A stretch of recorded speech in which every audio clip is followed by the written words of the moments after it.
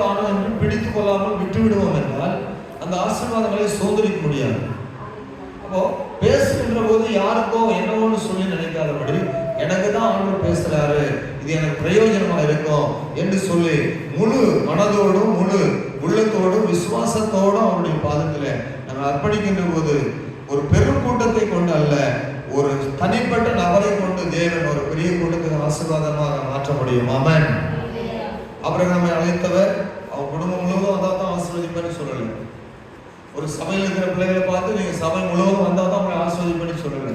என் நாமத்தில் 2 அல்லது 3 பேர் எங்கே கூடியிருக்கிறீர்களோ அங்கே அவர்கள் நடுவில் நான் இருக்கிறேன் என்று சொல்லியிருக்கிறார். நம்ம வாசம் பண்ணுகிறவர் வேதம் சொல்லுகிறது, நீங்கள் வருகிற எந்த ஸ்தானத்திலும் வந்து நான் உங்களை ஆசீர்வதிப்பேன் அவர் சொல்லியிருக்கிறார். ஆமென். அல்லேலூயா. இந்த வார்த்தைகளை நீங்க சரியா புரிந்து கொண்டு சரியான நிலைமையில நீங்கள் தேவனை பற்றி கொள்ளும் போது தானியேலின் ஜெபத்தை கேட்டவர், யோசேப்பின் ஜெபத்தை கேட்டவர், எஸ்தரின் ஜெபத்தை கேட்டவர், யாக்கோபின் ஜெபத்தை கேட்டவர், தனிப்பட்ட நபர்களை கொண்டு தேசங்களை உண்டு பண்ண வல்லவராக இருக்கிறவர், தனிப்பட்ட நபர்களை கொண்டு ராஜ்யங்களை அசைத்த வல்லவராக இருக்கிறவர், நம்மை கொண்டு அவர் செய்கிற காரியங்களை ஒருபோதும் தடைபட யாராலும் முடியாது. அல்லேலூயா.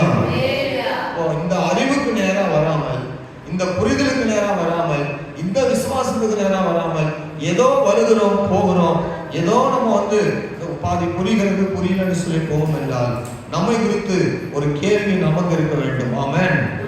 நம்மை குறித்தே நமக்கு ஒரு கேள்வி இருக்க வேண்டும். நான் எந்த அளவு விசுவாசத்தில் இருக்கிறேன், ஏசப்பா நான் உண்மை குறித்து எவ்வளவு அறிந்திருக்கிறேன், உண்மை குறித்து எவ்வளவு விசுவாசத்துல நான் வளர்ந்திருக்கிறேன் என்பதை குறித்து அந்த கேள்வி நமக்கு நிச்சயமாய் தேவையா இருக்குது.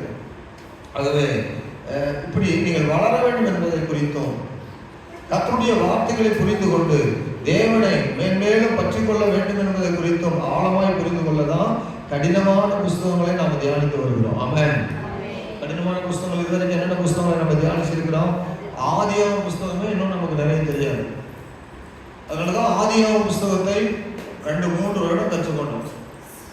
அல்லாதபடி யாக்கோபின் புஸ்தகத்தை வருஷ கணக்கில் கற்றுக்கொண்டோம். வெளிப்படுத்தின விசேஷ புஸ்தகத்தை பல வருஷமாய் கற்றுக்கொண்டிருக்கிறோம். எசேக்கியேல் புஸ்தகத்தை பல ஆண்டுகளாக கற்றுக்கொண்டிருக்கிறோம். புரியாத விசுவாசிகள், தேவ பிள்ளைகள் புரியாமல் வாசித்து அவனுக்கு ஆசீர்வாதம் வராது, அல்லது தேவனை குறித்த அறிவு இருக்காது, தேவனுக்காக தேவ பிள்ளைகள் ஆயத்தப்பட முடியாது என்பதனால நாம் சகரியா புஸ்தகத்தை குறித்து ஆழமா தியானித்திருக்கிறோம். அல்லேலூயா. சத்தமே வரல. Praise the Lord. நீங்க அட்டென்ஷன் ஆகலன்னு நினைக்கிறேன். அதனாலதான் ஆரம்பத்தில் உங்களுக்கு சொல்றேன், நீ ஒவ்வொரு வார்த்தையும் கவனிக்கணும்னு சொல்லி நினைச்சிருக்கோம். எபேசியர் புஸ்தகத்தை நம்ம படிச்சிருக்கிறோம், விடுதலை தேவை என்பது. அப்புறம் வேற என்ன புஸ்தகங்களை படிச்சிருக்கிறோம்?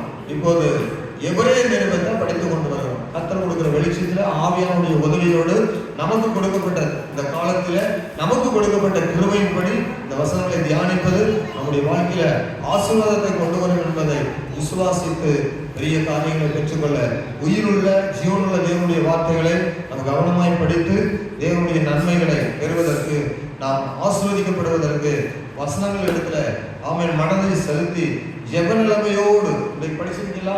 ஒரு முறை நான் சொல்லுவேன், நீங்க வருகிறதுக்கு முன்னா நீங்க அந்த என்ன செய்ய எதை கேட்கறீங்களோ அதை வாசிக்கிட்டு வாங்கன்னு சொல்லுவேன். வாசிக்கிறீங்களா? எபிரேயர் 10ஆம் அதிகாரம் வாசிக்கிறோமா? பல வாரங்களா நம்ம தியானித்துக் கொண்டிருக்கிறோம்.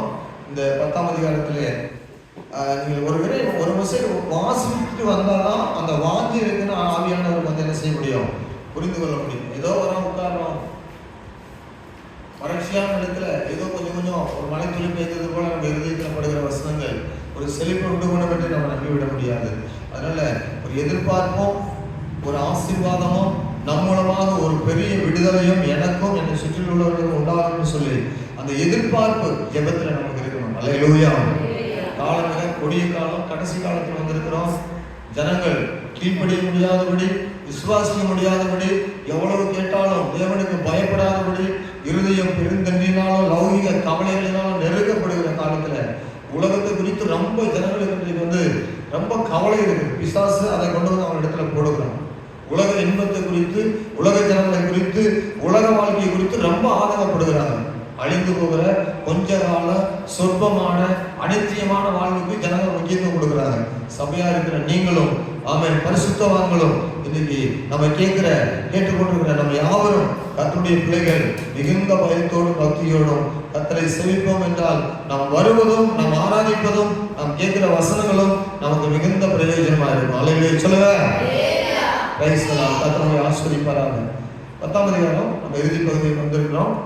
25ஆம் வசனத்திலிருந்து தொடர்ச்சியாக நம்ம வாசித்துட்டு இன்னைக்கு முடிப்போம். கர்த்தரை ஆசீர்வதிப்பாராக. 10ஆம் அதிகாரம் எபிரேயர் 25ஆம் வசனத்துல என்னோட கூட சேர்ந்து வேகமாக வாசிங்க. வாசித்து முடிச்சிட்டு இந்த கடைசி ஒரு பகுதி 10ஆம் அதிகாரத்தினுடைய கடைசி செய்தியை நம்ம முடிப்போம். கர்த்தர் ஆசீர்வதிப்பார். சபை கூடி வருதலை சிலர் விட்டுவிடுகிறது போல நாமும் விட்டுவிடாமல் ஒருவருக்கொருவர் புத்தி சொல்ல கடவோம். நாளானது சமீபித்து வருகிறதை எவ்வளவாய் பார்க்கிறீர்களோ அவ்வளவாய் புத்தி சொல்ல வேண்டும். சத்தியத்தை அறியும் அறிவை அடைந்த பின்பு நாம் மனப்பூர்வமாய் பாவம் செய்கிறவர்களாய் இருந்தால் பாவங்களின் நிமித்தம் செலுத்தத்தக்க வேறொரு வழி இனி இராமல் நியாயத்திற்கு வரும் என்று பயத்தோடு எதிர்பார்க்குதலும் விரோதிகளை பட்சிக்கும் கோபாக்கினையுமே இருக்கும்.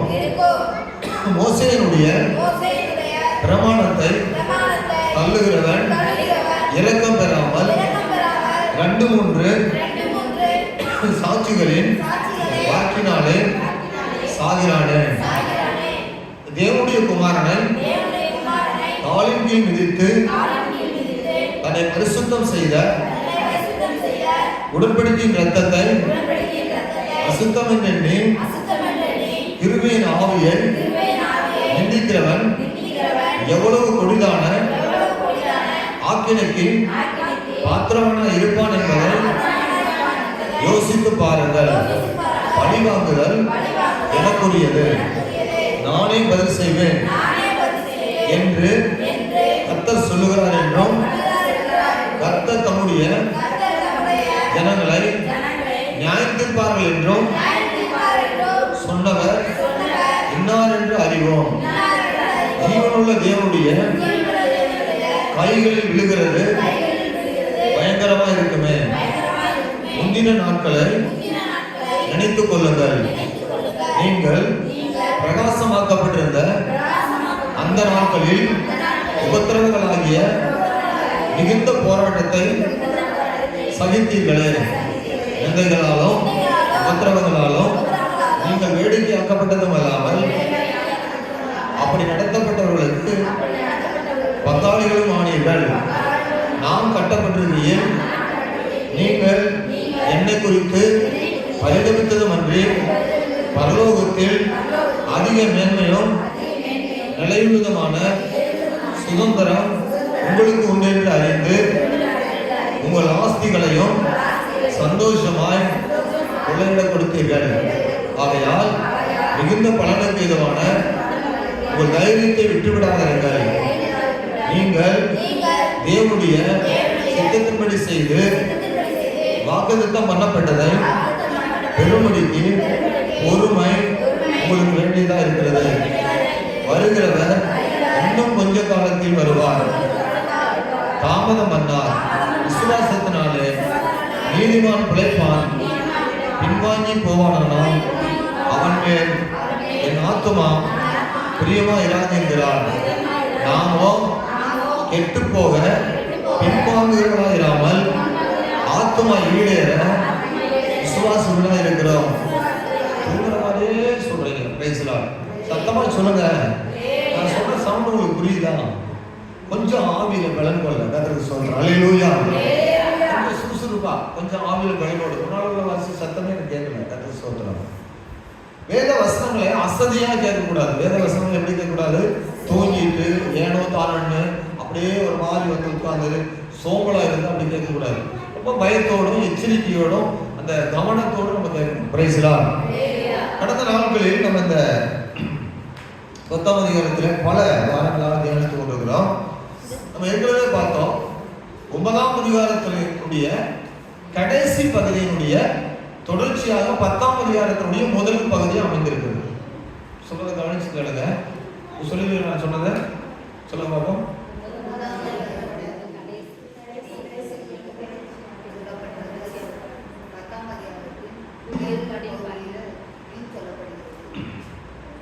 சொல்றத திருப்பி சொல்றவங்க கவனிக்கிறவங்க நிச்சயமா 100% பலன் பெறுவாங்க. அதான் நன்மையும் உண்மையுமான இறுதி. ஆமென். சில விதைகள் போடப்பட்ட உடனே எடுத்து போடப்படும். அடுத்தது பைபிள் வாசித்தா கூட தப்பத்தான் வாசிப்பாங்க. இங்க வாசிச்சுட்டு போவாங்க, 10 முறை நல்லா வாசிக்கணும்னு சொல்லுவோம், வாசிச்சுட்டு போவாங்க. வீட்டுக்கு போயிட்டு நாளை வரும்போது அந்த வசனத்தை வாசிக்கும்போது அதே மாதிரி தவறாக தான் வாசிப்பாங்க. அப்படின்னா அவங்க இறுதியில் என்ன இல்லை, வசனமே இல்லைன்னு அர்த்தம். Praise Lord. நிறைய கிறிஸ்தவர்கள் அப்படிதான் ஏமாந்து போயிட்டு கொள்றாங்க. அவருடைய பிள்ளைகள் வசனத்தை வாசிக்கின்ற போதும் கேட்கின்ற போதும் 9ஆம் அதிகாரத்தில் நான் சொல்லிட்டு 10ஆம் அதிகாரத்தில் வந்தால் தான் உங்களுக்கு புரியும். எபிரேயர்களை பொறுத்த வரைக்கும் இது கொஞ்சம் ஹையர் ஸ்டடி என்ன சொல்லுவாங்க, போஸ்ட் கிராஜுவேட்னு சொல்லுவாங்கல்ல, அது மாதிரி கொஞ்சம் தகுதியாக்கப்பட்ட நிலைமைக்கு போகிறவங்க புரிந்து கொள்ளக்கூடிய ஒரு புஸ்தகம். ஆரம்ப நிலையில் உள்ளவர்களுக்கு கொஞ்சம் புரிவது கடினமாக இருக்கும். ஆரம்ப நிலையில் உள்ளவர்களுக்கு கொஞ்சம் ஏற்றுக்கொள்வது எப்படின்னு சொல்லி கொஞ்சம் யோசனையா இருக்கும். கவனிங்க, நீங்கள் ஏற்கனவே வசனத்தை கேட்டு புரிந்தவர்கள் ஆனதுனால இலகுவாக புரிந்து கொள்ள முடியும். 9ஆம் அதிகாரத்தில் 4 தலைப்பு பார்த்தோம். நம்பர் 1, அதை வசனத்தோடு சொல்ல முடியல, நீங்க சொல்லுங்க, இல்லைன்னா அப்படியே நான் சொல்றேன். முதல் பகுதி பழைய ஏற்பாட்டினுடைய ஆலயம் எப்படி இருந்தது என்று முதல் பகுதி பார்த்தோம். 1-4 வசனம் வரை. அடுத்தது பழைய ஏற்பாட்டினுடைய பலிகள். ஆலயம் என்றாலே ஆலயத்துக்கு போனாலே என்ன உண்டு, பலிகள், ஆராதனைகள் உண்டு. அதுக்குரிய ஆராதனை முறைமைகள் எப்படின்னு சொல்லி பழைய ஏற்பாட்டை குறித்து விளக்கம் கொடுத்து பழைய ஏற்பாட்டினுடைய பலிகளை குறித்து ஒரு விளக்கம் கொடுத்தாரு அந்த எபிரேய ஆக்கியோன். அடுத்தது புதிய ஏற்பாட்டு ஆலயம் என்ன என்பது குறித்தும் புதிய ஏற்பாட்டு ஆலயம் எப்படிப்பட்டது என்பது குறித்தும் ஒரு விளக்கம் கொடுத்தாரு.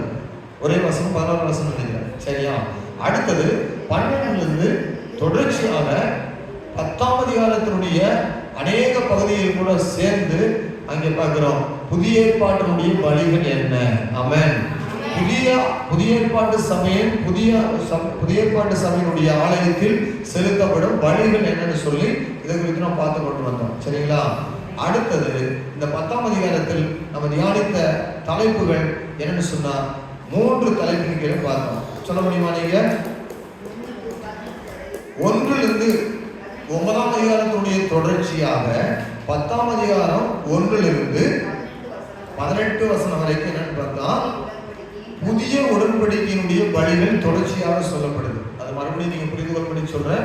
9ஆம் அதிகாரத்தினுடைய 12வது வசனத்திலிருந்து 9ஆம் அதிகாரத்தினுடைய 12வது வசனத்திலிருந்து 10ஆம் அதிகாரம் 18வது வசனம் வரைக்கும் ஒரு பெரிய தொடர்ச்சியாக புதிய உடன்படிக்கையின் பலிகள், புதிய ஆலயத்தில் நாம் செலுத்துகிற புதிய ஏற்பாட்டு ஆலயத்தில் செலுத்தப்படுகிற பலிகள் என்னவா இருக்கிறது என்று விளக்கப்படுத்துகிறார் ஆக்கியோன். அடுத்ததாக இந்த 10ஆம் அதிகாரத்தில் 2வது என்னன்னு பார்க்கணும்னு சொன்னா 19-25 வசனம் வரைக்கும் நம்பிக்கையின் வாக்குமூலத்தை உறுதியாக பிடித்துக் கொள்ள வேண்டும், அசதியாக பிடித்துக் கொள்ளக்கூடாது. ஆமென். அதனாலதான் இவ்வளவு நேரம் அந்த வசனங்களுக்கு விளக்கப்படுத்திட்டு வரோம். வசனங்களை உறுதியாக நம்ம என்ன வாக்குமூலம் கொடுத்தோம், தேவனிடத்தில் என்ன அறிக்கை பண்ணினோம், சபையில எழுதி நின்று என்ன சாட்சி சொன்னோம், எப்படி ஞானஸ்தானம் எடுக்கும்போது அர்ப்பணித்தோம், ஞானஸ்தானத்துடைய உடன்படிக்கை எப்படி உண்மையுள்ளதா இருந்தது, அந்த வாக்குமூலத்தை நம்பிக்கையின் வாக்குமூலத்தை உறுதியாக பிடித்துக் கொள்ள வேண்டும் என்று சொல்லி பார்த்தோம். Hold fast to the conviction of the faith. அந்த விசுவாசத்தை கடைசி வரைக்கும் நம்பிக்கையை பற்றி கொண்டிருக்கும்படி 3வதாக பார்க்கிறோம். இந்த 10ஆம் அதிகாரத்தில் என்னன்னு சொன்னால் 4th warning, 4வது எச்சரிக்கை. 4வது எச்சரிக்கையாக இந்த 3வது செய்தி பார்க்கிறோம். The danger of drawing back. 10ஆம் அதிகாரம் 26-39 வசனம் வரைக்கும், சரிங்களா? இந்த 10ஆம் அதிகாரம் 26-39 வசனம் வரைக்கும் ஏற்கனவே நம்ம அநேக பகுதிகளை தியானித்தோம். இன்னைக்கு மீண்டும் அந்த மீதியாக நம்ம விட்டு சென்ற வசன பகுதியை நம்ம தியானிக்க போகிறோம். 10:27 இருந்து நம்ம வாசிக்கும் போது 10ஆம் அதிகாரம் 27 வசனம் வாசிக்கிறோம். வாசிங்க. நியாய தீர்ப்பு வரும் என்று பயத்தோடு எதிர்பார்க்குதலும் விரோதிகளை பட்சிக்கும் கோபாக்கினை. ரட்சிக்கப்பட்ட பிறகு ஒரு தேவ பிள்ளை 25ஆம் வசனத்தின்படி சபை கூடியவர்களை விட்டுவிட்டு தேவனுக்குள் வளருவதையும் தேவனை பற்றி கொண்டிருப்பதையும் அசட்டையாக எண்ணி ஒரு தேவ பிள்ளை கவனமின்றி இருந்தால் அவளுக்கு என்ன வரும்னு சொன்னா, ஆசீர்வாதங்களையும் நன்மையும் கொண்டு வரும் என்று சொன்ன ஆண்டவர் அதற்கு பதிலாக என்ன வரும் என்று சொல்லுகிறார்னா, தண்டனைகளும் நியாயத்திற்கும் வரும் என்று கர்த்தர் சொல்லியிருக்கிறார். எபிரேயர் அந்த விசுவாசிகளை எச்சரிக்கிறார். நியாயத்திற்கு வரும் என்று பயத்தோடு எதிர்பார்ப்பதிலும் விரோதிகளை பற்றிக்கும் கோபாக்கினையுமே இருக்கும். ஆமென். அன்று ஒரு வார்த்தை சொன்னார் மத்திய சுவிசேஷத்துல, சீசர்களை பார்த்து சொன்னார்னா, என்னோடு இராதவன் எனக்கு எதிரடையா இருக்கிறான். என்னோடு இராதவன் அவன் சிதறடிக்கப்படுவான் அப்படின்னு சொல்றது போல சொல்றார். அப்போ தேவனோடு இராதவர்கள் தேவனுடைய ஜனமா இருந்தாலும் அவர்களை சிதறடிக்கிற ஒரு எண்ணம், ஆமென், அவர்கள் ஆசீர்வதிக்கப்படுகிற எண்ணம் அல்ல, அவர்கள் விரோதமாக நடக்கக்கூடியவர்களாய் மாறி விடுவார்கள். ஆமென். கவனிங்க, நல்லா அன்போடு பேசிக்கிறவங்க தான், தேவனோடு உறவாடி கொண்டிருந்தவங்க தான். ஆனா எதிரி ஒருவன் இருந்தான். அவனிடத்துல போய் பேச ஆரம்பித்தாங்க. யார் எதிரி? சாத்தான். அவனிடத்துல போய் ஆதாம் ஏவாள் பேச ஆரம்பிச்சாங்க. உடனே டபுள் மைண்ட் ஆயிடுச்சா? நல்லா கவனிங்க, எதிரி இடத்துல பேசுனீங்கன்னா மைண்ட் டபுள் மைண்ட் ஆயிடும். இவங்க ஆசீர்வாதத்தை பெறுவதற்கு தகுதியானவங்களா இருந்து எதிரியுடைய சத்தத்தை கேட்ட உடனே தொடர்ச்சியாய் கர்த்தரோடு கூட இருக்கிற ஐக்கியத்துல சரியா இல்லாதபடினால எதிரிகளை, ஆமென், அவனுடைய சத்தத்தை கேட்டு இங்கே என்ன நடந்தது என்றால், அந்த கோபாக்கினைக்கு ஏதுவானவர்களாக மாறி போவதற்கு அந்த எதிரியினுடைய சத்தத்தை கேட்க அவர்கள் அந்த அடிமைதனத்துக்குள்ள விழுந்து போக காரணமாக அதுவே அமைந்தது. ஆகவே நாம் நியாயத்திற்கு வராத அளவுக்கு நாம் கேட்கிற பிரசங்கங்கள் எப்போதுமே, இன்னைக்கு வாட்ஸ்அப்ல ஒரு காரியத்தை போட்டு நம்ம பார்த்துருப்பீங்க. நீங்க என்ன போட்டிருந்தோம், என்ன செஞ்சிருப்பீங்க, என்ன காரியம் நமக்கு புரிகிறது? அன்பிலும் கிருபையும் வழங்குவது தேவனுடைய பரிசுத்த ஆவியானுடைய காரியம். ஆனால் நியாயத்திற்கையும் தண்டனையும் வழங்குவது தேவனுடைய காரியம். அல்லேலூயா. அதனாலதான் இவ்வளவு அன்பு காட்டுறோம். சில விசுவாசிகள் பண்ற சேட்டை பார்த்தீங்கன்னா காதல கேட்போம், ஆனா ஒண்ணுமே கண்டுக்கிறது இல்லை. என் தாசனை எல்லாம் செவிடன் யார், என் தாசனை எல்லாம் குருடன் யார், ஆராதனை வர்றது, சோத்ரம் இந்த ஆராதனையில கலந்து கொள்வது, என்னது ஒரு பயம் இல்லாம இருப்பது, ஒரு கீழ்ப்படுதல் இல்லாம இருப்பது, இது எல்லாம் ஊழியக்காரன் ஏன் சகித்து கொண்டு அன்பை காட்டுகிறாங்கன்னா, நியாயத்திற்கு கத்தோலிக்கா இருக்கிறதுனால அவங்க அமைதியா இருக்கிறாங்க. கத்தோலிக்க சொல்றோம். அப்போ கண்டுகொள்ளலும் இல்லை, எல்லாம் தெரியாம இல்லை, இல்ல சரிப்படுத்த கூடாது அப்படின்னு கிடையாது, சரிப்படுத்தபடி சொல்லுவாங்க ஊழியக்காரன். ரைசலா. அதனால இவர்களை கண்டுகொள்ளாம இருக்கிறாங்கன்னு சொல்லி அவங்க நினைச்சிட கூடாது. தேவ பிள்ளைகள் அவர்களை எச்சரிக்கும் போது கவனம் அடைந்து தேவ ஆசீர்வாதங்களை பெற்றுக்கொள்ள, அந்த நியாயத்திற்பை கொண்டு வருவதற்கு ஏதுவான ஒரு வாழ்க்கை வாழாதபடி, தேவ நன்மைகள் ஆசீர்வாதங்கள் அவருடைய கரத்தில் நமக்கு வரும்படி அந்த எதிர்பார்ப்போடு நம்ம கீழ்ப்படிதலோடு வாழ வேண்டும். ஆமென். 2000 ஆண்டுகளுக்கு முன்பு இடம்பெற்ற இயேசுவின் மரணம் போதுமானதாக இல்லை என்றால் எதுவுமே ஒரு மனுஷனுக்கு போதுமானதாக காணப்படாது. நம்மை மீட்பதற்காக தேவன் வேறு எதையுமே செய்ய போவதில்லை. ஏற்கனவே எல்லாத்தையும் செய்து முடிச்சார்.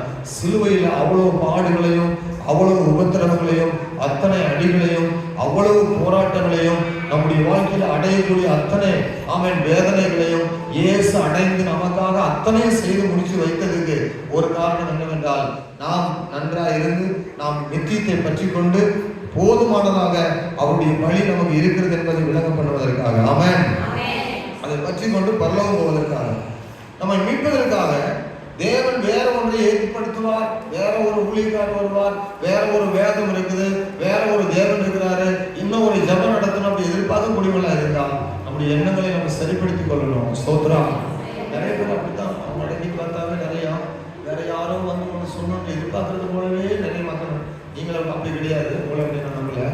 ஆனா சிலர் வந்து அந்த மைண்ட்குள்ள இருக்கிறாங்க. அப்படின்னா வேற யாரோ வந்து ஒன்று சொன்னதான் கீழ்ப்படின்றது போல. இந்த வேதம் போதுமானதா இருக்கிறதாக தெரியல. இயேசு மரித்ததுல திருப்தியானதாக சிலருடைய வாழ்க்கை தெரியல. வேற எதையோ நாடிக்கொண்டிருப்பதாக இருதயத்துல ஒரு பக்கம் கொஞ்சம் எம்பி, அதாவது காலியான இடத்தை வைத்துக் கொண்டு யாரோ வந்து நிரப்ப வேண்டும் என்று எதிர்பார்க்கிறது போல வந்து ஆறாவில் இருந்துட்டு போயிடுறாங்க.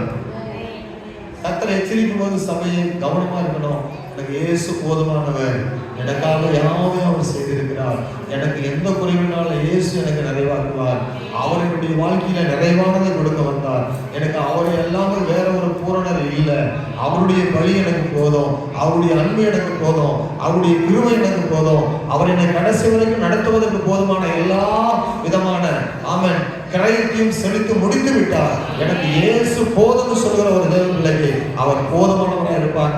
அந்த தேவ பிள்ளைகள் இருதயத்தில் நிறைவாய் வாழ்வாங்க. இது அல்லாமல் பைபிள் நம்ம எழுதி வைக்கிற பைபிள் ஸ்டடி நல்லது. ஆனா இது எல்லாமல் மனதுக்குள்ள என்ன தீர்மானங்கள், எவ்வளவு திட்டவட்டமான நம்ம வெளிப்பாடு உள்ளவர்களா இருக்கிறோம், எவ்வளவு கிளாரிட்டி, அதாவது எவ்வளவு வெளிச்சத்துல நாம் நடக்கக்கூடியவர்களா இருக்கிறோம், தெளிவுள்ளவர்களா இருக்கிறோம் என்பது குறித்து நம்ம கவனமா இருக்க வேண்டும். உண்மையை அறிந்த பின்னரும் ஆலயத்துல சடங்காச்சாரம் செய்வதும் வழி செலுத்துவதும் சில சுய விருப்பத்துக்கு தங்களை ஒப்பு கொடுத்து ஆமென் நாம் வாழ்வது தேவனுக்கு எதிர்ப்பு தெரிவிப்பதற்கு அடையாளமா இருக்கிறது. ஆமென். சுய விருப்பத்தின்படி வாழ்வது என்பது நல்ல கவனிங்க. அநேக நேரத்தில் நான் சுய விருப்பத்தை பற்றி சொல்லியிருக்கிறேன். சுய விருப்பத்தின்படி நடப்பது என்பது தேவனுக்கு மீண்டும் நம்ம எதிர்ப்பு தெரிவிப்பதும் தேவனை விட்டு தூரமாக இருப்பதற்குமே அடையாளமா இருக்கிறது. ஆமென். சுய விருப்பு, அதாவது சுய விருப்பத்தின்படி வாழல. ஏசப்பா இதுல ஒரு விருப்பம் இருக்குதான் ஒவ்வொன்றிலும் நம்ம கேட்டு தேவனுக்கு எதிர்ப்பு தெரிவிக்கிறவர்களா இல்லாதபடி ரட்சிப்பின் நாயகனை அறிந்து பாரம்பரியங்களையும் அறிந்த பின்பும் ரட்சிப்பின் தேவனை அறிந்த பிறகும் நாயகனை புரிந்த பின்பும் பாரம்பரியங்களையும் மூட பழக்க வழக்கங்களையும் பின்பற்றுவோம் என்றால் கிறிஸ்துவை அலட்சியப்படுத்துவதே அதற்கு அடையாளமா இருக்குது. ஸ்தோத்திரம். எந்த காரியத்திலும் சிலர்லாம் விசுவாசிகள்லாம் ஒரு சின்ன காரியத்தில் கூட ஆலோசனை கேட்பாங்க. எப்படி ஆலோசனை கேட்பாங்க? அதை செய்யலாமா, ஒரு வீடு கட்டலான்னு இருக்கிறேன், ஒரு வீட்டில் ஒரு ஜெபம் வைக்கலான்னு இருக்கிறேன், என் பிள்ளைங்க எப்படி படிக்க வைக்கலான்னு இருக்கிறேன், என் பிள்ளைங்க என்ன படித்தா நல்லா இருக்கும், நாங்கள் படிக்க வைக்கிற ஸ்கூலு, நாங்கள் படிக்க வைக்கிற பாடங்கள், நாங்கள் படிக்க வைக்கிற காரியங்கள் பிள்ளைகளுக்கு போதுமானதாக இருக்குமா, எதிர்காலத்தில் எப்படி இருந்தால் நல்லா இருக்கும், அப்படி ஜெபம் பண்ணுங்க, ஒரு ஆலோசனை சொல்லுங்க என்று கேட்கக்கூடியவர்கள் நிறைய இருக்கிறாங்க. ஆனால் இந்த இது எதுக்கு பிரியமானதுன்னா எங்ககிட்ட கேட்கணும்னு கிடையாது, அப்படி அவசியமே கிடையாது. நீ கேட்கணும் ஏதாவது கட்டளை இருக்கலாம் கிடையாது. நல்ல காரியங்கள் எதுன்னு சொல்லி தேவன் காட்டுகிற வழியை எதுன்னு புரிந்து கொள்வதற்காக ஆலோசனைகளை கேட்பாங்க. பிரைஸ் எல்லாம். ஒரு ஊழியக்காரரோட ஒரு விசுவாசி அதிகமான காரியங்களை தெரிந்திருக்கலாம், ஆனா தேவனுடைய வழிகள் அவங்களுக்கு சில வேலை மறைவா இருக்கலாம். அதனால தேவ சித்தம் விளங்குவதற்கு, சில காரியங்களை புரிந்து கொள்வதற்கு நம்ம சில கேள்விகளோடு கூட, சில எதிர்பார்ப்புகளோடு கூட, சில ஜெபங்களோடு கூட நம்ம முன்னேறும் போது அது நமக்கு ஆசீர்வாதமானதாக அமையும். ஆமென். இப்போ 10ஆம் அதிகாரம் 28-29 வசனங்களை வாசிப்போம். மோசேயுடைய பிரமாணத்தை தள்ளுகிறவன் இரக்கம் பெறாமல் 2-3 சாட்சிகளின் வாக்கினாலே சாகிறானே. இயேசு கிறிஸ்து ரத்தம் செஞ்சிருக்கிறாரு. அந்த ரத்தத்தையும் அந்த பலியும், நமக்காக ஆக்கப்பட்ட ரத்தத்தையும் அந்த பலியும் மீறி இயேசு கிறிஸ்துவின் ரத்தத்தை காலின் கீழ் மிதித்து தன்னை பரிசுத்தம் செய்த ரத்தத்தினுடைய உடன்படிக்கையே அந்த அசுத்தம் என்று எண்ணி கிருபையின் ஆவியை நிந்திக்கிறவன் எவ்வளவு கொடிதான ஆக்கினைக்கு பாத்திரமானாய் இருப்பான் என்பதை யோசித்து பாருங்கள். நீங்க அதை யோசித்து பாருங்கள். செப்பனியா புஸ்தகத்துல வாசித்தோம், 1ஆம் அதிகாரம் 18ஆம் வசனத்துல வாசித்தோம். தேவனுடைய கோபம் என்பது இந்த பூமியில சொரிந்து அருளப்பட வரப்போகிறதா இருக்கிறது. பயங்கரமான கோபம் இந்த பூமியை சந்திக்க, பூமியில் உள்ள ஜனங்கள் சந்திக்க போகிறார்கள். ஆனால் நாமோ அந்த கோபாக்கினைக்கு தப்புவிக்கப்பட வேண்டும் என்று வேதம் சொல்லுகிறது. அதுக்கால விசுவாசிகள் மிகவும் பயப்படுவாங்க. சபையில முந்தைய கால விசுவாசிகள் ஒரு 30-40 வருஷங்களுக்கு முன்னாடிலாம் பார்த்தீங்கன்னா ரொம்ப பயப்படுவாங்க விசுவாசிங்க. அவ்வளோ பயம். அதாவது அன்பு, பூரண அன்பு பயத்தை புறமே தரும். அது தேவனிடத்தில் செய்வதற்கு சரிதான். ஆனால் அதே நேரத்தில் நம்முடைய தேவன் பரிசுத்தமானவர் என்பதும் பயபக்தி உரியவர் என்பதும் அவர் நடுக்கத்துக்குரியவர் என்பதும் நம்முடைய உள்ளத்துல ஒரு பகுதியில் இருந்து கொண்டே இருக்கணும். அவன் இப்போ இந்த வசனத்தின்படி பார்க்கும்போது 27, 28, 29 வசனத்தின்படி நான் பார்க்கும்போது நான் என்ன பார்க்கிறேன்னா, மோசேயுடைய பிரமாணத்தை தள்ளுகிறவன் 2-3 சாட்சிகளினாலே என்ன செய்கிறானே சாகிறானே. இது எங்க இருக்குது? உபாகமம் புத்தகம் 17ஆம் அதிகாரம் 2-6 வசனம் வேகமாக வாசிங்க. இன்னொரு உபாகமம் 19ஆம் அதிகாரம் 15ஆம் வசனம் 2 வசனம் வாசிங்க. 2 பகுதி. உபாகமம் 17 2-6 வசனம் வரைக்கும். உன் தேவனாகிய கர்த்தருடைய கண்களுக்கு முன்பாக எந்த புருஷனாகிலும் எந்த புருஷனாவது ஸ்திரீயாவது உங்கள் தேவனாகிய கர்த்தர் உனக்கு கொடுக்கிற வாசல்கள் ஒன்றில் அக்கிரமம் செய்து அவருடைய உடன்படிக்கையை மீறி நான் விலகி இருக்கிற வேறே தேவர்களையாவது சந்திர சூரியன் முதலான வான சேனைகளையாவது சேவித்து அவைகளை நமஸ்கரிக்க அது உன் செவி கேட்க உனக்கு அறிவிக்கப்படும் போது நீ அவை நன்றாய் விசாரிக்க கடவாய். அது மெய் என்றும் அப்படிப்பட்ட அறிவிப்பு இஸ்ரவேலில் நடந்தது நிச்சயம் என்றும் கண்டாயானால் அந்த அக்கிரமத்தை செய்த புருஷனையாவது ஸ்திரீயாவது வாசலுக்கு வெளியே கொண்டு போய் அப்படிப்பட்டவர்கள் சாகும்படி கல்லறை கெடுவாய். சாவுக்கு பாத்திரமானவன் 2-3 சாட்சிகளுடைய வாக்கினால 2-3 பேர் அதுக்கு சாட்சியா இருக்கணும். அவன் செய்தது அறிவிக்கப்பட்டு தெரிந்திருக்கும். என்னது என்ன பாவங்க? இது என்ன பாவம்? சூரியனை நமஸ்கரிக்கிறது, சந்திரனை நமஸ்கரிக்கிறது, நாள் பார்க்கறது, குறி கேட்கறது, காதல் கேள்விப்பட்டா அது யாராவது ஒருவர் சொன்னா அதை பற்றி புரிந்து அவங்களை ஊருக்கு நடுவில் கொண்டு வந்து விசாரித்து வான சேனைக்கு ஏதாவது ஆராதனை செய்தா வேற ஒரு தெய்வ நம்பிக்கை யார்கிட்டயாவது இஸ்ரவேல்ல சொன்னா அந்த மனிதனை பிடித்து விசாரித்து அது நடந்தது உண்மை என்று கண்டால் 2-3 பேர் இது உண்மைதான் சொல்லிட்டாங்கன்னா பாளையத்துக்கு வெளியே அந்த ஊர் முழுவதும் மக்கள் கொண்டு போய் நிறுத்தி அவனை கல்லுனா எவ்வளவு பெரிய கல் இல்லை, கல் எவ்வளவு ஒரு கல் ஒரு மனிதன் தூக்க முடியுமோ அவ்வளவு பெரிய கல்லை எடுத்து மேலே எறிவாங்க. ரத்தம் சிந்தப்பட்டு அவன் கொலை செய்யப்படுவான். அந்த ஊர்ல உள்ள எல்லா ஜனங்களும் பார்ப்பாங்க, இஸ்ரவேலிலே இப்படிப்பட்ட தெய்வ நம்பிக்கையை கெடுக்க காரணமா பங்கமா இருந்த, இப்படி ஆராதனைக்கு ஒழுங்குக்கு கேடா இருந்த, கீழ்ப்படியாமைக்கு காரணமா இருந்த இப்படியே சாது கடவுள்னு சொல்லி அந்த சாட்சிகளை வைத்து அவங்க கொலை பண்ணுவாங்க. அப்படி ஆண்டவர் மோசையை கொடுத்து சொன்னார். அப்போ ஒரு மனிதன் தேவனை மீறி தேவனுடைய கட்டளையை மீறி நடக்கும்போது அவனுக்கு அப்படிப்பட்ட தண்டனை வரும் என்றால் இவ்வளோ கிருபையின் ஆவியை கொடுத்து கிருபையாக ரத்தத்தை சிந்தி கிருபையின் மேல ஒன்றுமே நம்ம செய்ய வேண்டாம், இயேசுவை நம்பினால் போதும், அந்த ரட்சிப்புக்கு பாத்திரவான்களை வாருங்கள், வேற ஒரு தெய்வ நம்பிக்கை வேண்டாம், இயேசுவின் ரத்தம் மட்டும்தான் நம்ம ரட்சிக்கும் என்று சொல்லி கேள்விப்பட்டது பிறகு ரட்சிக்கப்பட்ட பிறகு ஒரு தேவ பிள்ளை பின்மாற்றம் அடைந்து மற்றவர்களுக்கு ஆமீன் இடையூறாக இடரலாக ஒரு வேற ஒரு ஆராதனை செய்ய போகிறான் அல்லது அவநம்பிக்கை நடக்கிறான் என்றால் அது எவ்வளவு கொடிதான ஆக்கினைக்கு அவன் பாத்திரவானாக இருக்குவான் என்பதை நீங்க யோசித்து பாருங்கள் என்று அந்த எவ்வளவு ஆக்கியம் சொல்றாரு. புதிய ஏற்பாட்டு சபை ரொம்ப ஷார்ப்பா இருக்கிறது. ஸ்தோத்திரம், அல்லேலூயா. சில நேரத்தில் நம்ம பேசுவது கூட சில வார்த்தையை நம்ம விட்டுறோம். ஆனா சில உலகத்தில் உள்ள மக்கள் வந்து பேசும்போது அவங்க வார்த்தையை ரொம்ப கவனமா யூஸ் பண்றாங்க. ஆண்களுடைய பிள்ளைகள் பேசுவதை விட உலகத்தான வந்து ஞானமா பேசுறது மாதிரி எனக்கு தெரியுது. கர்த்தருக்கு ஸ்தோத்திரம், ஆமென். ஆண்களுடைய பிள்ளைகள் நம்ம பேச்சு நம்முடைய நடக்கை கத்திரக்குனால 2-3 சாட்சிகள் நிமித்தம் இப்படி நிரூபிக்கப்பட்டார். 19:15 கூட 15 கூட வாசிங்க. 19:15 ஒருவன் எந்த அக்கிரமத்தையாவது எந்த பாவத்தையாவது செய்தான் என்று சொல்லப்பட்டால் எப்படி நியாயம் தீர்க்க கூடாது? ஒரே ஒரு மனிதன் சொல்வதை கொண்டு நியாயம் தீர்க்க கூடாது. 2 அல்லது 3 சாட்சிகள் இருக்கணும். 2 பேர் சேர்ந்து ஒரு பொய் சொல்லுவான் என்றால் இவங்க சொல்றதுல ஒருமித்த கருத்து இருக்குது, தவறா தெரியுது, இன்னொரு நபரை கூப்பிட்டு வாங்க சொல்லி கேட்பாங்க. அப்படி 2-3 சாட்சிகள் வேண்டும். இன்னைக்கு கோர்ட்ல நீதிமன்றங்களில எதை பின்பற்றுறாங்க, எதை பின்பற்றி இன்னைக்கு ஒரு நியாயத்திற்கு கொடுக்குறாங்க? இந்த பைபிளுடைய பேசிக்ல தான் நியாயத்திற்கு நடக்குது.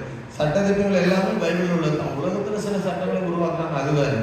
ஆனால் உலக அனைத்து சட்டங்களுக்கும் நீதிமன்றத்துல செய்யப்படுகிற நீதி எல்லாம் எங்க எடுக்கப்படுதுன்னா வேதாகமத்தின் அடிப்படையில் தான். இப்போ நாம் வந்து 2-3 சாட்சி உங்களை குறித்து என்னிடத்துல ஊர்ல உள்ளவங்க என்ன உங்க சபைக்கார விசுவாசி இப்படி பேசிட்டு இருக்காங்க, ஒரு நபர் வந்து சொல்றாரு, இன்னொருத்தர் வந்து சொல்றாரு, இன்னொருத்தர் சொல்றாரு. ஆனாலும் அவங்க வந்து அன்பின் நிமித்தம் வசனத்தின் நிமித்தம் நம்ம சொல்லி பார்க்கறோம். ஆனா அவங்க கீழ்படியாம இருக்கிறாங்க. அப்ப என்ன செய்வீங்க நீங்க? சபைக்கு ஆசீர்வாதமா வாசனையா நம்ம இருக்கணும், அப்படிதானே? ஒரு பாவத்தை குறித்து வைத்துக் கொள்ளுங்கள். ஏதோ ஒரு ரகசியமான பாவத்தில் ஈடுபடுறாங்க, இது வெளியாக மாறிச்சு, அதை வந்து சொல்றாங்க அப்படின்னா அவளை கூப்பிட்டு ஊழியக்காரர் சொல்றதுக்கு அந்த சபையில் உள்ள விசுவாசிகள் கண்டிப்பதற்கு பொறுப்பு சபையில வந்து அதிகாரம் கொடுக்குறாரு. அப்படிப்பட்டவனை சபையை விட்டு நீ ஏன் தள்ளி விடாம இருக்கிறீங்க? அப்படிப்பட்டவனை வைத்து ஏன் சபையில வந்து நீங்கள் அவன் கண்டுகொள்ளாம இருக்கிறீங்க? இப்படிப்பட்ட அநியாயம் உலகத்துல புரஜாதிகளுக்குள்ளும் அந்நியனுக்குள்ளும் சொல்லப்படாத பாவமா இருக்குதுன்னு சொல்றாரு. அல்லேலூயா. அவங்க வந்து அவளை எச்சரிக்கணும், நீ கொஞ்சம் நாள் சபைக்கு வராத, மனம் திரும்பு, இந்த பாவத்தை விட்டுட்டுன்னு சொல்லி நீ மனம் திரும்பி உன்னை ஒப்புக்கொண்டு மறுபடியும் வந்து சபையின் முன்னால சாட்சி சொல்லி பாவத்தை விட்டுட்டு என்னை மன்னிச்சு ஏற்றுக்கொள்ளும் நீ சொன்னா அவனை ஏற்றுக்கொள்ளு. அல்லேலூயா. அந்த அளவுக்கு தான் சபைகள்லாம் பரிசுத்தவான்கள் நடத்தினாங்க. அப்படியானால் இன்றைக்கு உள்ள ஜனங்கள் ஏதோ சபைக்கு ஒரு ஆள் வந்தா போதும், எப்படியாவது ஒரு ஆத்மா வந்தா போதும், வருகிறவங்க எப்படி இருந்தாலும் போதும் அப்படிங்கிற ஒரு நிலைமைக்கு சபையுடைய கூட்டத்தை கூட்டுகிற ஒரு மக்களாக தான் இருக்கிறாங்க. அநேக சபையில ஸ்ட்ரென்த் இருக்குது, அதாவது குவாலிட்டி இருக்குது, குவாலிட்டி இல்லைன்னு சொல்லுவாங்க நிறைய பேர். அதாவது பெருக்கம் இருக்குது, என்ன தரம் இல்லை, என்ன ஆமா கூட்டம் நிறைய வேண்டும், ஆனா என்ன இல்லை தரம் இல்லை. கர்த்தருக்கு ஸ்தோத்திரம். தரம் விட்டது பிரயோஜனமற்றது. 100 விசுவாசிகளுக்கு 10 பேர் பரலோகம் போறான்னு வைத்துக் கொள்ளுங்களேன். 15 விசுவாசிகள் தான் இருக்காங்க, அதுல 10 பேர் விசுவாசிகள் போறான்னு வைத்துக் கொள்ளுங்க. 2 கணக்கு வித்தியாசம். புரியுதா உங்களுக்கு? 100 விசுவாசிகள் இருக்காங்க, 10 பேர் தான் பரலோகம் போறாங்க. இன்னொரு சபையில ஒரு 15-20 பேர் தான் இருக்கிறாங்க, அதுல 10 பேர் பரலோகம் போறாங்க. இதுல என்ன இருக்கு? பெரிய பெருக்கத்துல என்ன இருக்குது? சத்தியத்துல உண்மையா நடக்கிறதுல தான் இருக்குது. ரைசலா பெரிய கூட்டத்தை வைத்து ஒன்றும் சாதனை பண்ண முடியாது. சரிங்களா? 1000 பேர் நடுவில் கர்த்தர் பேசினாலும் அதுதான் பேசுவாரு, 5 பேர் நடுவில் பேசினாலும் அதான் பேசுவாரு, ஒரே நபரோட பேசினாலும் சத்தியத்தை தான் பேசுவாரு. நிக்கதோமு இடத்துல என்ன பேசினாரு? நீ மறுபடியும் பிறவாவிட்டால் தேவராஜ்யத்தை காண மாட்டார். அல்லேலூயா. 1000 பேர் கொண்டு வச்சாலும் நீங்க எல்லாருக்கும் அதான் சத்தியம். அதனால பெரும் கூட்டத்தை நம்ம எதிர்பார்க்க, நம்ம ரட்சிக்கப்பட்டதுக்கு ஜெபம் பண்றது அது நல்லது, சபை வெறுமையா இருக்கக்கூடாது, அது நல்லது. ஆனால் பாவத்தோடு மக்களை பெருக்குவது என்பது தேவனுக்கு பிரியமில்லாது. கண்டுகொள்ளாமல் விட்டுவிடுப்பது என்பது தேவனுக்கு பிரியமற்ற ஒரு ஆராதனை. ஆமென். சரி, அடுத்து 20ஆம் வசனம் வாசிக்கும்போது, இங்கே மறுதலித்து போனவர்கள் தாங்களே சிலுவையில் அறைந்து அவரை அவமானப்படுத்தினபடியால் அவர்கள் திரும்ப ரட்சிக்கப்படுவது கூடாத காரியம் என்று சொல்லி எபிரேயர் 6ஆம் அதிகாரம் 6ஆம் வசனத்தில் நம்ம ஏற்கனவே வாசித்தோம். அதை நினைவுபடுத்துவோம். கிறிஸ்துவின் மரணம் பாவத்தின் பரிகாரத்திற்கு போதுமானதாக அல்ல என்பது போன்று நினைப்பது, கிறிஸ்து மரிக்கவில்லை என்பது போன்று செயல்படுவது, அவரை அசட்டை செய்வது ஆகும். அறிவு பொறுப்பை உண்டாக்குகிறது என்பதை நாம் மறந்து போகக்கூடாது. அறிவோடு நடந்து கொள்ளணும். சுவிசேஷத்தை கேட்டு அறிந்த பின்பும் இயேசு கிறிஸ்துவை விட்டு நாம் முகத்தை திருப்பிக் கொள்வோம் என்றால் நாம் நரகத்துக்கு தான் போகணும், வேற வழியே இல்லை. அல்லேலூயா. இயேசு கிறிஸ்துவை கேட்டு அறிந்த பிறகு ஒரு தேவ பிள்ளை முகத்தை திருப்பி கொண்டால் அவளுக்கு வேற வழியே கிடையாது, நரகத்துக்கு தான் போகணும். ஆமென். அல்லேலூயா. இன்னைக்கு நிறைய பெரிய மனிதர்கள், படித்தவர்கள், பட்டதாரிகள், நிறைய இன்னைக்கு உலகத்துல அந்தஸ்துல இருக்கிறவங்க ரொம்ப தங்களை தாழ்த்துவதற்கு, பரலோகம் போவதற்கு, வேதத்தை விசுவாசிப்பதற்கு அவங்க ஆசையா இருக்கிறாங்க. ஒருத்தர் கேட்டாரு, ஒரு முறை ஏஆர் ரஹ்மான் இடத்துல ஒருத்தர் கேள்வி கேட்டாங்க, உங்களுடைய ஆசை என்னன்னு சொல்லு. அவர் என்ன சொன்னாரு? இயேசுவை பார்க்கணும், இயேசு 2ஆம் முறை இந்த உலகத்துக்கு பூமிக்கு வருவார், அவரை நான் பார்க்கணுன்ற ஆசையா. எப்படிப்பட்ட ஆசை? அவன் இசைக்கலைஞன், ஆனா அவன் மனதில் யாருக்கும் இருக்குது, அவன் இசையை வாசிக்கிறான், இசைக்கலைஞனா இருக்கிறான் சினிமா துறையில, ஆனா அவனுடைய மனது எங்க இருக்குது?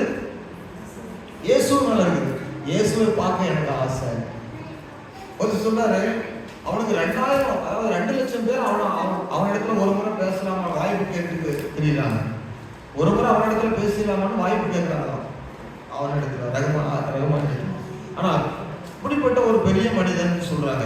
இப்போ இது எல்லாவற்றையும் விட இயேசுவானவர் எப்படிப்பட்டவர், அவருடைய மதிப்பு என்ன, அவர் சிலுவையில் அறையப்பட்டிருக்கிறாரு, அவருடைய ரத்தத்தினுடைய வல்லமை என்ன என்பதை நம்ம புரிந்து இன்னைக்கு ரொம்ப லேசா இயேசுவை எடுத்துக்கொள்றாங்க. ரொம்ப அவங்க வந்து மச்சதனமா எடுத்துக்கொள்றாங்க. கிறிஸ்துவ நடுவில் மதிப்பு இயேசு ரொம்ப குறைவா கொடுக்கப்படுது. அதாவது 30 வெள்ளிக்காசுக்கு கொடுத்தான் நம்ம யாரு ஒரு நபர், யூதாஸ் காரியத்தை எத்தனை வெள்ளிக்காசு கொடுத்தான்?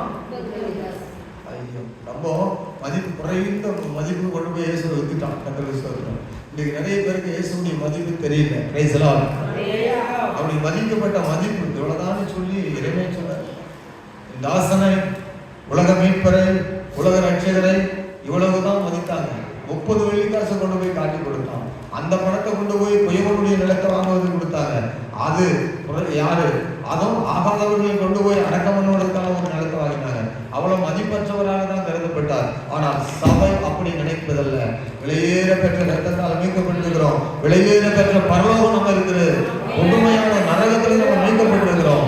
ஆமென், அல்லேலூயா. இயேசுவையும் நித்திய வாழ்க்கையும் குறித்து நல்ல நமக்கு தெளிவு வேண்டும். சரீரம் முழுவதும் எடுத்துக்கொள்ளுங்க. நித்திய ராஜ்யம் வந்து எவ்வளவு பெருமையானது. சரீரம் முழுவதும் நித்திய ராஜ்யம். ஒரு உதாரணம் சொல்றேன். என்னுடைய 2 முடி இருக்குல்ல, 2 முடி அளவு தான் இந்த உலக வாய்ப்பு. நீ கணக்கு கொடுங்க, எத்தனை 1000 கோடி மடங்கு என் சரீரத்துல இந்த 2 முடியானது சின்னதா இருக்குது. புரியுதா உங்களுக்கு? இந்த 2 முடி அளவு தான் இந்த உலக வாழ்க்கையினுடைய தகுதி நமக்கு. அதாவது இந்த உலகத்தினுடைய செல்வம், அந்தஸ்து, இங்க இருக்கிற கௌரவம், பதவி, பட்டம், வாழ்க்கை, உணவு, ஆசாபாசங்கள், என்னது வேற சொன்னா இன்பங்கள், கொண்டாட்டங்கள், பெருமைகள், உலகத்தினுடைய பொருளாதாரங்கள் 2 முடி அளவு தான். ஆனால் இவ்வளவு மகிமையான வாழ்க்கை நித்தியத்துல நமக்கு இருக்குது. இயேசு அதை ஏற்படுத்த வந்தார். நம்ம என்ன செய்யலாம்? சின்ன ஒரு பகுதியை பிடிச்சிட்டு நித்திய வாழ்வுக்கு ரொம்ப குறைவா இடம் கொடுக்கிறோம். அப்படின்னா தேவ சமூகத்துல விழுந்து கிடக்கிறவங்களா இது மாறணும். அப்படிப்பட்ட ஒரு மாற்றம் உங்களுக்குள்ள இருக்கும் என்றால் பரலோகம் உங்களை கவனிக்காமல் திரும்பாது. அவருக்காக விழுந்து வைராகியமா கிடக்கிறீங்களா, ஜெபம் பண்ணி போராடி உங்களை கர்த்தர் மறந்துடுவான்னு நினைக்காதீங்க. ஆமென். விழுந்து கிடக்கிறீங்களா, தேவ சமூகத்துல உங்களை ஆண்டவர் அற்பமானிடுவான்னு நினைக்காதீங்க. யாருமே என்னை கண்டுகொள்ளவில்லையே, ஜெபம் கூட கேட்கப்பட்டது போல தெரியலன்னு சொல்லி ஒருவேளை அந்த ரங்கத்துல ஏதோ ரொம்ப யாருமே நான் சொல்றது எனக்கு புரியலையே, நான் சொல்றத என்னுடைய ஆதங்கம் யாருக்கும் தெரியலையே, ஆண்டவருடைய மகிமையை புரியலன்னு சொல்லி ஆதங்கப்பட்டு கொண்டு இருக்கிறவன் நம்மை பரலோகம் வந்து பார்த்து கொண்டே இருக்கும். அல்லேலூயா. கர்த்தர் கிரியை செய்வார். கர்த்தர் ராஜ்யத்துக்கு நம்மை பயன்படுத்துவார். ஆகவே உங்களுடைய பயபக்தி வீணாய் போகாது. ஆமென். நமக்கு நித்தியம் உண்டு, நமக்கு பரலோகம் உண்டு, நமக்கு மேன்மை உண்டு, நமக்கு விடுதலை உண்டு. நமக்கென்று ஒரு மீட்பர் இருக்கிறார். அவர் நமக்காக யாவையும் செய்து முடிப்பார். அல்லேலூயா. அதனாலதான் துச்சமாக அற்பமாக மோசே எண்ணினான். தேவஜனங்களோடு பாட அனுபவிப்பேன், ஏழ்மையை அனுபவிப்பேன், துன்பத்தை அனுபவிப்பேன். தேவஜனங்களோடு நான் அவமானப்படுத்தப்பட்டாலும் சரி, நான் இந்த எகிப்தில இந்த அரண்மனையில, பார்வோனுடைய அரண்மனையில ராஜகுமாரனுடைய மகன் என்று சொல்லப்பட சிங்காசனத்தை போய் அமருவதற்கு அற்பமா என்னன்னு சொல்லிட்டு இஸ்ரவேல் ஜனங்களை, ஆமென், அவர்களை சார்ந்து கொள்வதற்காக அவர் ஓடினார். ஆமென். சரி, 10 வசனம் வாசிங்க. 10:30. பழி வாங்குதல் எனக்குரியது, நானே பதில் செய்வேன் என்று கர்த்தர் சொல்லுகிறார் என்று.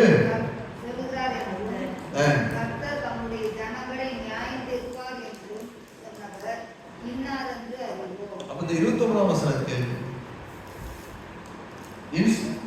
inserted the spirit of grace, பரிசுத்த ஆவியினுடைய அந்த கிருபையை, ஆவியானவர் கொண்டு வருகிற கிருபையை யார் வந்து இன்சல்ட் பண்றாங்களோ, அவமானப்படுத்துறாங்களோ அவங்களுக்கு ஒருபோதும் மன்னிப்பே கிடையாது.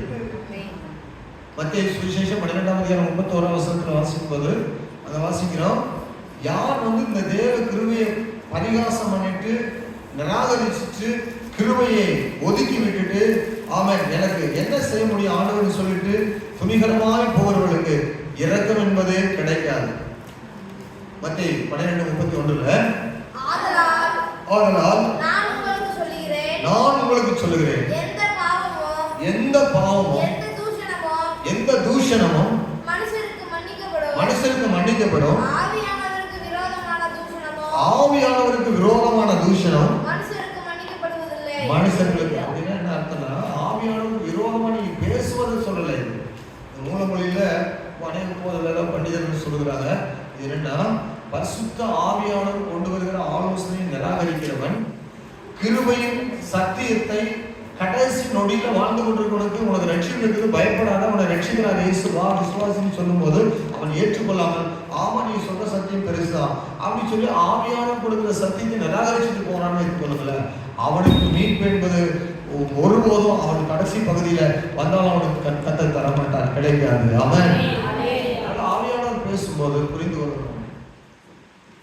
இன்னைக்கு அநேகருடைய அதாவது இந்த எச்சரிப்பை அநேகர் ஏற்றுக்கொள்றாம போறாங்க. ஆபத்து வருகிறது என்று சொல்லி அறிவித்த பின்பு அந்த ஆபத்தை கண்டு பயப்படாமல், விழித்துக் கொள்ளாமல், தண்டனைக்கு தப்பிவிடாமல் இருப்பதற்கு வாழ்வுக்கான வழியை சொன்னாலும் சிலருடைய வாழ்க்கையானது அந்த தேவனுடைய வார்த்தைகளை கேட்க மனதில்லாமல் போய் நித்தியத்துல துணிந்து சென்று நித்திய நரகத்தில் இன்றைக்கு நிறைய பேர் போயிருக்கிறாங்க. அல்லேலூயா. நான் இதை சிந்திக்கும் போது எனக்கு ஞாபகம் வந்தது. என்னுடைய வார்த்தையை கேட்டு, என்னுடைய அழைப்பை கேட்டு அதை என் வார்த்தைகளுக்கு செவிப்படாமல் போன எத்தனையோ பேர் நரகத்தில் இருப்பாங்க. நான் போய் அவங்கள பார்ப்பேன். ஸ்தோத்திரம். நான் நரகத்துக்கு போக மாட்டேன். நரகத்திலிருந்து அவளுக்கு நியாயத்துக்கு கொடுப்பதற்கு எல்லாரையும் கூட்டி சேர்க்கிற ஒரு நாள் வரும். அவளுக்கு கொடூரமான தண்டனை கிடைக்கும் போது அன்றைக்கு இவளுக்கு சத்தியம் எனக்கு தெரியும் யாராவது சொன்னாங்கன்னா என்னை கொண்டு போய் எடுத்து வராண்டு. அல்லேலூயா. நேற்றைய தினத்துல ஒரு மீட்டிங் நடந்தது. Pastors appreciation meeting. ஊழியக்காரர்களை கனப்படுத்துகிற ஒரு கூட்டம் வச்சிருந்தேன். கிரியோன் இந்த பைபிள் சொசைட்டி அது ஏசி ஹோட்டல் போட்டு நல்ல சாப்பாடு பிரியாணி எல்லாம் போட்டு லெக்பீஸோடு நிறைய ஊழியக்காரர்களை வர வச்சு சந்தோஷப்படுத்தி அதில் ஒரு அட்வொகேட் பேசிக் கொண்டிருந்தார். கிறிஸ்தவர்களுக்காக போராடுகிறவர் பேசிக் கொண்டிருந்தார். அவர் சொன்னார், போத பிதாக்களுக்கு எல்லாருக்கும் நான் தலைவணங்கி நான் உங்களுக்கு நன்றி சொல்லுகிறோம் அப்படின்னு சொல்லிட்டு உங்களுடைய நாவின் அசைவினால நாங்கள் வெளிச்சத்தை பெற்றுக்கொண்டோம். உங்களுடைய வார்த்தைகளை எங்களை வாழ வைத்தது. உங்களுடைய வார்த்தைகளை நாங்கள் நம்பி நித்திய ஜீவனுக்கு எங்களை அழைத்தார் ஆண்டவர். அதனால் நாங்கள் மறக்க முடியாது. நீங்கள் செய்கிற பணி கர்த்தருக்கு முன்பதாக எவ்வளவு பெரியது என்பதை நாங்கள் மறக்க முடியாது. அவங்க பேசுகிற பேச்சை பார்த்தா அவ்வளவு பேசுகிறாங்க ஊழியக்காரர்கள். எவ்வளோ அந்த ஊழியக்காரருடைய வார்த்தைகளை அவங்க கனம் பண்ணுறாங்க என்பதை அவங்க பேசும்போது நமக்கு தெரியுது. எவ்வளோ படிச்சவங்க. போன வாரத்தில் முந்தின வாரத்தில் சொல்றாரு, முக ஸ்டாலினுக்கு ஒரு வேதாங்கத்தை அவங்க பைபிள் சொசைட்டிலும் அவங்களாம் சரியான நம்பராக இருக்காங்க. கிரியோன் பைபிள் முக ஸ்டாலினுக்கு ஒரு பைபிள் கொடுத்துருக்கிறாரு. அவனை சந்தித்து அதில் போட்டோ எடுத்திருக்கிறாரு அவர். அது மட்டும் இல்லை, அந்த அவையில் அன்றைக்கு இருந்த மத்திய அமைச்சர்கள் 26 பேருக்கு பைபிள் முழு பைபிள் கொடுத்துருக்காங்க. அதை வாங்கி அவருடைய டேபிளில் முன்னாடி வச்சிருக்கிறாரு. அப்போ நம்ம ஜெபங்கள் ஒரு பகுதியில் என்ன செய்கிறது, நம்ம அந்தரங்கத்தில் ஜெபிக்கிறோம். யாரையும் எழுப்பி எல்லாருக்கும் வேதாகம் போய் சேரும்படி ஆர்டர் செய்கிறாங்க. அப்போ தேசத்துல முதல் நபர் ஆளுகையில் இருக்கிறவர்களுக்கு வேதம் கொடுக்கப்படும் என்றால் கடைசி நபர் கொடுக்கப்பட முடியுமா முடியாதா? எல்லார் வீடுகளிலும் ஒரு வேதாகம். அதனாலதான் இவ்வளவு கைப்பிடிச்சு வாங்கி கொண்டு வந்து வச்சிருக்கிறோம். எல்லாருடைய கரத்துல என்ன செய்யணும், நம்முடைய சுவிசேஷம் கடந்து செல்லணும். ஆமென். இப்போ அவர்களுக்கெல்லாம் அந்த மதிப்பு தெரியுது. அறிஞர்கள், நல்ல படித்த மருத்துவர்கள், மேலான நீதிபதியை, அதாவது சில நீதிபதிகள் எல்லாம் இன்றைக்கு விசுவாசித்து கர்த்தருடைய மகிமையை அந்த வசனத்தை திரும்ப திரும்ப வாசிக்கிறாங்க. எத்தனையோ ஆயிரக்கணக்கான பேருக்கு முன்னால பெரிய பதவியில் உள்ளவர்கள் இந்த வேத வசனத்தை கனம் பண்ணுகிறார்கள். நிறைய கீழே அறிவு குறைவா உள்ளவர்கள் இந்த வசனத்தை கனம் பண்ண மதிக்க தெரியாதவங்களா இருக்கிறாங்க. அப்போ அவருடைய பிள்ளைகள் அந்த மேல அவ்வளவு படிச்சு அவ்வளவு அறிவுள்ளவர்களா இதை பேசுறாங்களே, இதெல்லாம் சொல்லும்போது எவ்வளவு ஒரு ஆச்சரியமா இருக்குது, அது எவ்வளவு மதிப்புக்குரியதா இருக்குது என்பதை நம்ம கேட்கும் போதுதான் தெரியுது. ஸ்தோத்திரம். நீதிமொழிகள் புத்தகம் 5ஆம் அதிகாரத்தில் நீங்க வாசிக்கிறீங்களா என்னவோ, நீதிமொழிகள் 5ஆம் அதிகாரத்தில் 11ஆம் வசனத்திலிருந்து 13ஆம் வசனம் வரைக்கும், 11லிருந்து 13 வசனம் வரைக்கும் அங்க என்ன சொல்லப்படுதுன்னா, 5ஆம் அதிகாரம்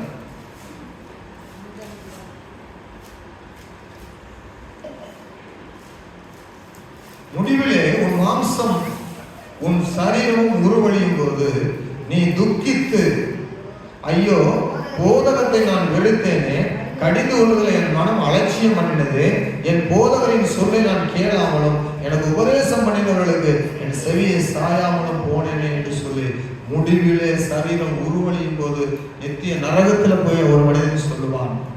அப்பொழுது போதகரின் மதிப்பு அங்க தெரியும். என் போதகரின் சொல்லை நான் என்ன செய்யவில்லை, நான் கேளாமல் போனேனே. அல்லேலூயா. அவனுக்கு வேதம் உங்களுடைய கருத்துல கொடுத்துருக்குது.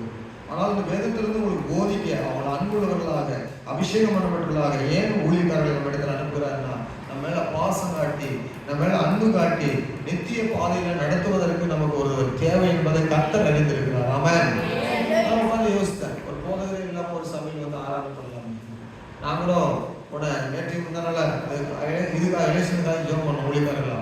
நான் கொஞ்சம் பாஸ்டர்ஸ் மத்தியில் ஜெபிக்கும் போது ஒரு வார்த்தை சொன்னேன், பாஸ்டர்ஸ் நீங்க எல்லாரும் இருக்கிறீங்க, நம்ம எல்லாரும் கூடி வரோம். யாருமே தலைவன் இல்லை, செயலாளர் கிடையாது, பொருளாளர் கிடையாது, யாருமே செக்ரட்டரியும் கிடையாது, ட்ரெஷரும் கிடையாது, யாருங்க ஹெட்டும் கிடையாது. ஆனால் சில காரியங்கள் நான் உங்களுக்கு சொல்ல ஒரு காரணம் என்னன்னு சொன்னா, இங்க யாராவது ஒரு ஆள் இருந்து என்ன செய்யணும், அதை பொறுப்பா என்ன செய்ய வேண்டியது. யார்கிட்ட விட்டா நீங்க குழப்பி கொண்டு இருப்பீங்க. அதனால எல்லாருக்கும் ஒரே என்ன செய்யப்படுது, வாய்ப்பு கொடுக்கப்படுது. எல்லாருக்கும் ஒரே அளவு உங்களுக்கு ஜெபத்துல நடத்துவதற்கு, ஆராய் நடத்துவதற்கு, வசனங்களை சொல்வதற்கு, எளிமைக்கு வைப்பதற்கு, உட்கார வைப்பதற்கு எல்லாருக்கும் ஒரே அதிகாரம் கொடுக்கப்படுதாங்க. யாரும் தலைவர்கள் கிடையாது. ஆனால் ஒன்று, நம்ம ஏன் இங்க இருக்கிறோம், முன்னாடி ஒரு நபரை இருந்து சொல்றேன்னு சொன்னா, இங்கே ஒரு நபர் உங்களுக்கு தேவை. பிரைஸ்லாம். அதனால சபையில எல்லாரும் கையிலும் வேதாகம் இருக்குது, ஆவியானவர் கொடுக்கப்பட்டிருக்காரு. நீங்களே ஆலோசிச்சு கொள்ளாம ஏன் ஒரு போதகர் தேவை. அவர்களுக்கு ஆலோசனை சொல்றதுக்கு அப்புறம் வச்சிருக்கிறாரு. போதகருடைய சொல்லை கேட்டால் நமக்கு ஆசீர்வாதம், நாம் பிழைப்போம். ஆமென். அல்லேலூயா. அவங்களோட கூட இணைந்து கொண்டால் நீங்கள் இன்னும் நிறைய காரியங்களை செய்ய முடியும். தனியா இருப்பதை விட ஆமென், ஊழியரோடு கூட இணைந்து கொண்டால் நிறைய காரியங்களை உங்கள் மூலம் தேவனுக்காக நீங்கள் சாதிக்க முடியும். 30 வசனத்தை வாசிக்கும்போது 10:30 வாசிக்கும்போது,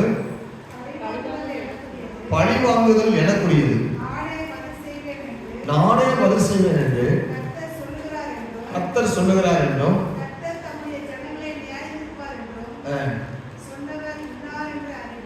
சரி 30 வசனம் மட்டும் வாசித்தீங்களா? சரி, உபாகம புத்தகம் 32-35 வாசிக்கும்போது, உபாகமம் 32-35, இன்னொரு 32, 35, 36 வசனங்கள் அப்படி வாசிக்கும்போது, உபாகமம் பழி வாங்குவதும் பதிலளிப்பதும் யாருக்குரியது? பழி வாங்குவதும் பதில் அளிப்பதும் எனக்குரியது. ஏற்ற காலத்தில் அவர்களுடைய கால் தள்ளாடும், அவர்களுடைய ஆபத்து நாள் சமீபத்திருக்கிறது. அவர்களுக்கு நேரிடும் காரியம் எப்படி இருக்கும்? தீவிரித்து வரும். கர்த்தர் தம்முடைய ஜனங்களை நியாயத்திற்கு, கர்த்தர் தம்முடைய ஜனங்களை நியாயத்திற்கு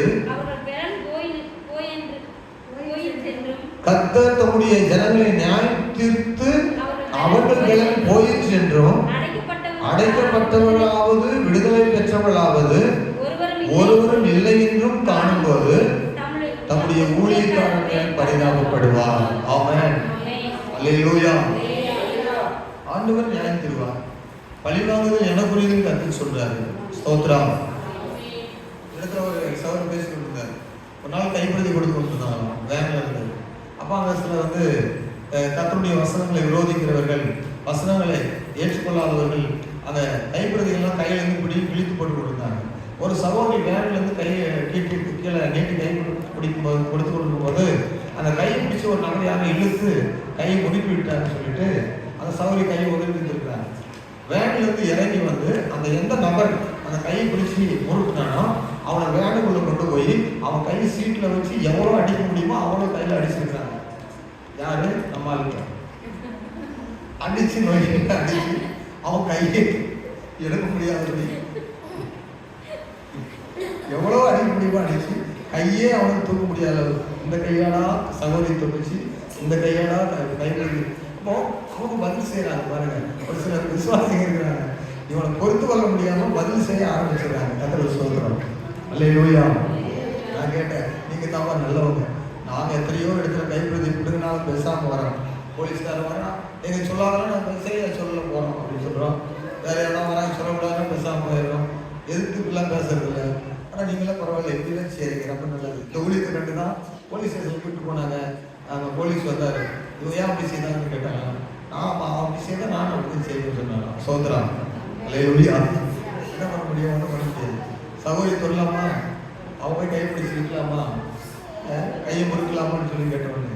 அப்போ ஆனால் இது நம்முடைய பார்வையில் எப்படி இருக்குன்னு தெரியல. தேவனுடைய பார்வையில் ஆண்டு சொன்னாங்கன்னா அவளுக்கு தீவிரமான காரியத்தை நான் செய்வேன். நீங்க செய்தால் சின்ன காரியம் தான் நடக்கும்.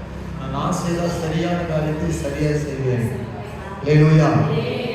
பதில் செய்வது என்பது தேவனுடைய கரத்தில் விட்டுவிட வேண்டும். சில நேரத்தில் அதனாலதான் அப்படி சொன்னாரு, நீங்கள் ஒரு கணத்தில் அடைந்தால் மறு கணத்தையும் திருப்பி கொடுங்கள் என்று அப்படி சொன்னார். காரணம் அதுதான். சில நேரத்தில் சரி, எத்தனையோ அவமானங்கள், எத்தனையோ ஆதி சபையில உபத்திரவங்கள் போராட்டங்கள் பெற்றிருக்கிறாங்க. ஆனால் அவைகள் எல்லாவற்றின் நடுவிலும் அவர் ஆனால் அப்படி நம்ம போகும்போது உலகத்துல சில நேரம் இப்படித்தான், அதாவது பயம் இல்லாமல் நம்ம மேலும் மேலும் உபத்திரவப்படுத்த வருகிறாங்க. அதனாலதான் இப்ப என்ன செய்யறாங்க, சட்டத்தின்படி போராடுவோம்னு சொல்லி போராடுறாங்க. நாம் சட்டத்தின்படி நம்ம கேட்கலாம் பேசலாம், தவறு கிடையாது. வேதத்துல ஆதாரம் இருக்குதா? சட்டத்தின்படி நம்ம போராடுவதற்கு வேதத்துல ஆதாரம் இருக்குதா? இருக்குது, நம்ம கேட்கலாம். அப்போஸ்தலனாகிய பவுலே ஒரு முறை பிடிச்சி சிறையில் வச்சுட்டாங்க. இவர் ரோமன் தெரிஞ்ச உடனே ரகசியமா கூப்பிட்டு அழைத்து வெளியே அனுப்ப பார்க்குறாங்க.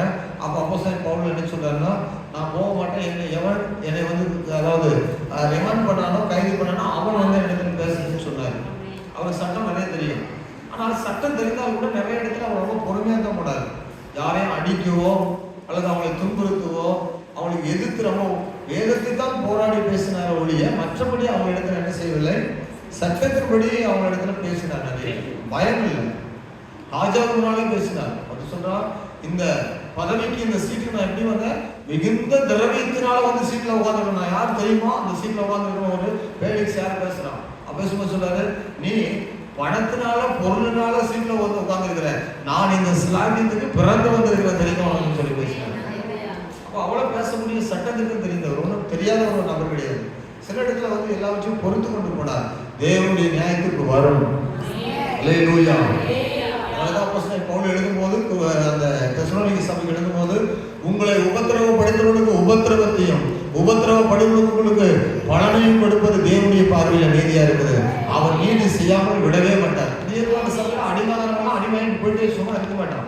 அவங்களுக்கு கர்த்தர் நீதி செய்யத்தான் செய்வார் ஒரு நாள். அல்லேலூயா. மாநில பொறுமையா காத்திருக்கிறோம். அதனால ஆண்டு இயேசு சொல்லிட்டார், ஒரு கணத்தில் அறைந்தால் மறுகணத்தை காட்டுங்க, நீ அமைதியா போக. யாராவது உங்களை எதிர்த்தா அந்த ஊர்ல காலில் உள்ள தூசி ஒட்டிருக்கிற தூசி தட்டிட்டு போயிட்டே இருக்க, வேண்டாம்னு சொன்னா போராடாதீங்க. அல்லேலூயா. அவங்க அந்தத்துல உங்களை யாரும் எதிர்த்து பேசினா வேண்டாம்னு சொன்னா ஓகே, சரி அன்பனை சொல்ல வந்த வேண்டாம்னு அவ்வளவுதான். அவங்களுக்கு கோபம் வந்து அவங்கள்ட்ட கோபப்பட்டு எதுவும் பேச வேண்டாம். அப்படியானால் பதில் செய்வது யாருடைய வேலை? கர்த்தருடைய வேலை. அவர் அதை பார்த்துக் கொள்வார். ஆமென். அடுத்த வசனம் வாசிங்க. ஜீவனுள்ள தேவனுடைய கைகளில் விழுகிறது பயங்கரமாய் இருக்குமே. ஜீவனுள்ள தேவனுடைய கைகளில் விழுகிறது. அப்போ தேவனுடைய பிள்ளைகள், இந்த வசனம் கிறிஸ்தவர்களுக்கும் அவிசுவாசிகளுக்கும் சொல்ல, ரெண்டும் சேர்ந்து சொல்லப்படுது. 31 வசனம் படிங்க மறுபடியும். 31. ஜீவனுள்ள தேவனுடைய கைகளில் விழுகிறது, ஜீவனுள்ள தேவனுடைய கரங்களில் விழுவது பயங்கரமாய் இருக்குமே. பயங்கரமா இருக்குமே. அப்போ இது யாருக்கு? ரட்சிக்கப்பட்ட நமக்கு மட்டுமல்ல, கிறிஸ்துவ அல்லாத ரட்சிக்கப்படாத அவிசுவாசிகளுக்கு சொல்லப்படுது. நமக்கு கொடுக்கப்படுகின்ற எச்சரிப்பு என்னன்னு சொன்னா, ஜீவனுள்ள தேவனுடைய கையில் விழுகிறது பயங்கரமா இருக்கும். ஆமென். நீங்க பாபிலோன்ல பார்க்கும்போது இங்க எஸ்ரா நெகேமியா அந்த காலங்களில் தன் தேவனுடைய கரம் எங்கள் மேல எப்படி இருந்ததுன்னு சொல்றாங்க. தேவனுடைய தயவுள்ள கரம் நன்மைக்கு ஏதுவா எங்கள் மேல இருந்ததுன்னு சொல்றாங்க. எஸ்ரா 7:9 வசனத்தை வாசிப்பீங்கன்னா, தேவனுடைய கரம் எங்கள் மேல நன்மைக்கு ஏதுவா எங்கள் மேல இருக்குதுன்னு சொல்றாங்க. ஆனால் இங்க ஜீவனுள்ள தேவனுடைய கரம் எப்படி இருக்குதான்? பயங்கரமானதா இருக்குமா? ஸ்தோத்திரம். அங்க நன்மைக்கு எதுவா இருக்குது, ஆனா இங்க தீமைக்கு பயங்கரமா இருக்குதுன்னு சொல்றாங்க. வானுடைய பிள்ளைகள், நம்முடைய வாழ்க்கையில தேவ கரம் எவ்விதமாய் செயல்படுகிறது, நம்முடைய வாழ்க்கையில நம்ம தேவனுடைய கரத்தை எப்படி நம்ம மத்தியில் நீட்டி ஆண்டவர் நம்ம நடத்துறார். நம் நன்மைக்காகவே தேவன் கரங்களை வைத்திருக்கிறார், கை வைக்க விரும்புகிறார். ஆனால் சில வேளைகளில் நம்முடைய பிள்ளைகள் மேல கர்த்தர் கடினமான தமது கரத்தை வைத்து அவர் நடத்துகிறார். சில நேரம் நமக்கு அது பாரமா தான் இருக்குது. ஸ்தோத்திரம். சங்கீதம் 33:4 வாசிக்கும் போது, சங்கீதம் 32:4 வாசிக்கும் போது, சங்கீதம் 32:4, சில நேரம் ஆண்டுடைய கரம் நம்ம மேல பாரமா இருப்பதை நாமும் கூட அதே இரவும் பகலும் இரவிலும் பகலிலும் என்மேல் உம்முடைய கை பாரமா இருப்பதினால் என் சாரம் உஷ்ணகால வறட்சி போல என்ன செய்கிறது?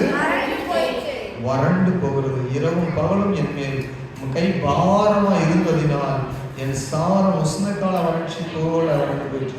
சில நேரம் தேவன் தம்முடைய பிள்ளைகள் மேல கருத்தை வைக்கிறார். அவன் செய்கிற தவறுகளை உணர்த்தும்படி அவளுக்கு சில சிற்றைகளை கர்த்தர் கொடுக்கிறார். ஆமென். அப்போ அதை நம்ம புரிந்து கொள்கிறோம். ஏன்னா தகப்பன் சிச்சியாத புத்திரன் உண்டோ அப்படின்னு பைபிள்ல வாசிக்கிறோம். எந்த ஒரு பிள்ளையும் தகப்பன் சிச்சித்து நல்வழிப்படுத்தும். அதுபோல கர்த்தரும் நம்ம நல்வழிப்படுத்த நம் தேவனுக்கு பிரியமில்லாத எண்ணங்கள், தேவனுக்கு பிரியமில்லாத வாழ்க்கை நம்ம இடத்துல காணப்படும் போது தாவீது பாவத்தை மறைக்க முயற்சித்தான். ஆனால் தேவனோ தாவீது தன் பாவத்தை அறிக்கையிடும்படி அவனை வற்புறுத்தினார். ஆமென். இதன் காரணமாகவே தேவனுடைய பிள்ளைகள் மேல் தேவனுடைய கை பாரமாய் அமருகிறது. சில நேரம் பாவத்தை மறைக்க முயற்சி பண்றோம், ஆனா அப்படி மறைக்க முடியாது. ஸ்தோத்திரம். சில நேரம் சொல்லுவாங்க, என்னென்ன பாவங்கள்லாம் செய்ததில்லை, நான் ரொம்ப துரோகம் செய்தேன், ஆனா ஆண்டவர் என்னை மன்னிச்சுட்டாரு, என்னை ஆண்டவருடைய சமூகத்தில் ஏற்றுக்கொண்டாரு அப்படின்னு சொல்லி நெஞ்சில கை வச்சு சொல்லுவாங்க. அந்த பாவத்தை விவரிக்க மாட்டாங்க. நம்ம என்ன ஆவிக்குரியம் பற்றியெல்லாம் சபையில் ரட்சிக்கப்பட்டவங்க அந்த பாவத்தை உணர்ந்து அப்படியே 100% அந்த பாவத்தை உணர்ந்து சொல்லுவாங்க. இப்போ தாவீது தன் பாவத்தை மறைத்துவிட முயற்சிக்கிறான். ஆண்டவர் சொல்லணும்னு விரும்புகிறார். என் பாவத்தினால என் புண்கள் அழுகி நாற்றம் எடுத்தது. அதே சங்கீதத்தில் மேலே சொல்லிட்டு என்னுடைய புண்கள் அழுகி நாற்றம் எடுத்தது. அது ஒரு சின்ன வியாதி வந்தது. அவருடைய கரம் அவனை தொட்டபோது அது கடினமா இருந்ததுன்னு சொல்லி எல்லாம் சொல்லி கொண்டு வர்றார். ஆகவே நம்முடைய பாவங்கள், நம்முடைய தேவனுடைய கரம் நம்மள பாரமா இருப்பதற்கு இடவிடாதபடி ஆமென். ஆண்டவரை ரட்சகராக அறிந்து கொண்ட பின் தொடர்ந்து நீங்கள் பாவத்தில் வாழ துணிவீர்கள் என்றால் தேவனுடைய கை நிச்சயமாய் உங்களால் பாரமா தான் இருக்கும். அல்லேலூயா. அதனால பாவங்கள் சின்னதா வரும்போது அதை அறிக்கையிட்டு அதை நின்று ஓடி தப்பித்துக் கொள்ள நாம் வழி வகை ஆண்டவரிடத்தில் கேட்டு ரட்சிக்கப்படுவதற்கு ஆமென். ஆண்டுடைய பிள்ளைகள் மீட்கப்படுவதற்கு ஆண்டுடைய சமுத்திரம் அமரணும். தேவனுடைய நியாயத்திற்பின் கரம் பாரமான கணத்திலிருந்து முற்றிலும் மாறுபட்டதாக இருக்கிறது. பழிவாங்குதல் எனக்குரியது, நானே பதில் செய்வேன் என்று கர்த்தர் சொல்லியிருக்கிறார். தேவன் பாவத்தை குறித்து நியாயம் தீர்க்க போகிறார். ஆமென். அல்லேலூயா. ஆமென். நாம் திரும்பவுமாக சங்கீதக்காரன் என்ன சொல்கிறார் என்பதை நீங்கள் தொடர்ந்து வாசிப்பீங்கன்னா, கலங்கி பொங்குகிற மதுபானத்தினால் நிறைந்த பாத்திரம் கர்த்தருடைய கையில் இருக்கிறது சொல்றாரு. அதிலிருந்து பார்க்கிறார், பூமியில் உள்ள துன்மார்க்கர் யாவரும் அதன் வண்ணங்களை உறிஞ்சி குடிப்பார்கள். இது துன்மார்களுக்கு 75வது சங்கீதம் 8வது வசனத்தில் படிக்கும்போது 75வது சங்கீதம் 8வது வசனத்தில் தேவனுடைய கோபத்தின் பாத்திரம் நிரம்பும் போது நியாய தீர்ப்பு நாள் வரும் என்று தீர்க்கதரிசிகளும் சங்கீதக்காரர்களும் தவறாம சொல்லியிருக்கிறாங்க.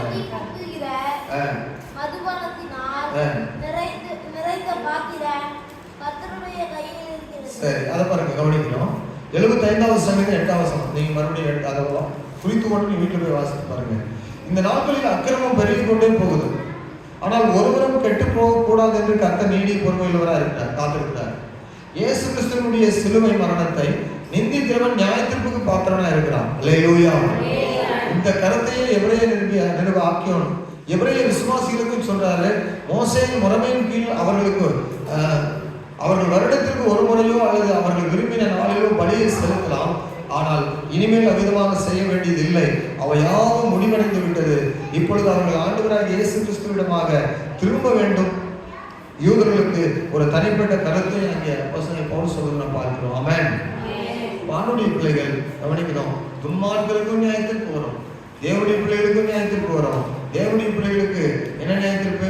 நரகத்துக்கு போகிற நியாயத்திற்கு தரமாட்டார் ஆண்டவர். அல்லேலூயா.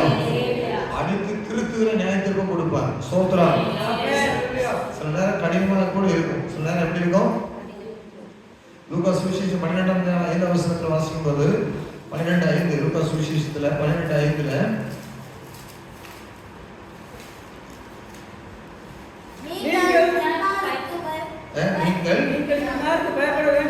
நீங்கள் இன்னாருக்கு பயப்பட வேண்டும் என்று உங்களுக்கு காண்பிக்கிறேன். கொலை செய்த பின்பு நரகத்திலே தள்ள வல்லமை உள்ளவருக்கு பயப்படுங்கள். நாம் அவருக்கே பயப்படுங்கள் என்று உங்களுக்கு சொல்லுங்க. கர்த்தருக்கு பயப்படணும், நரகத்துல தள்ள வல்லவருக்கு பயப்படணும். 32வது வசனம் 10:32 எப்படியே? முந்தின நாட்களை நினைத்துக் கொள்ளுங்கள், நீங்கள் பிரகாசமாக்கப்பட்டிருந்த அந்த நாட்களில் உபத்திரவங்களாகிய மிகுந்த போராட்டங்களை சகித்தீர்களே, நிந்தைகளாலும் உபத்திரவங்களாலும் நீங்கள் வேடிக்கையாக்கப்பட்டதும் அல்லாமல் அப்படி நடத்தப்பட்டவர்களுக்கு பங்காளிகளும்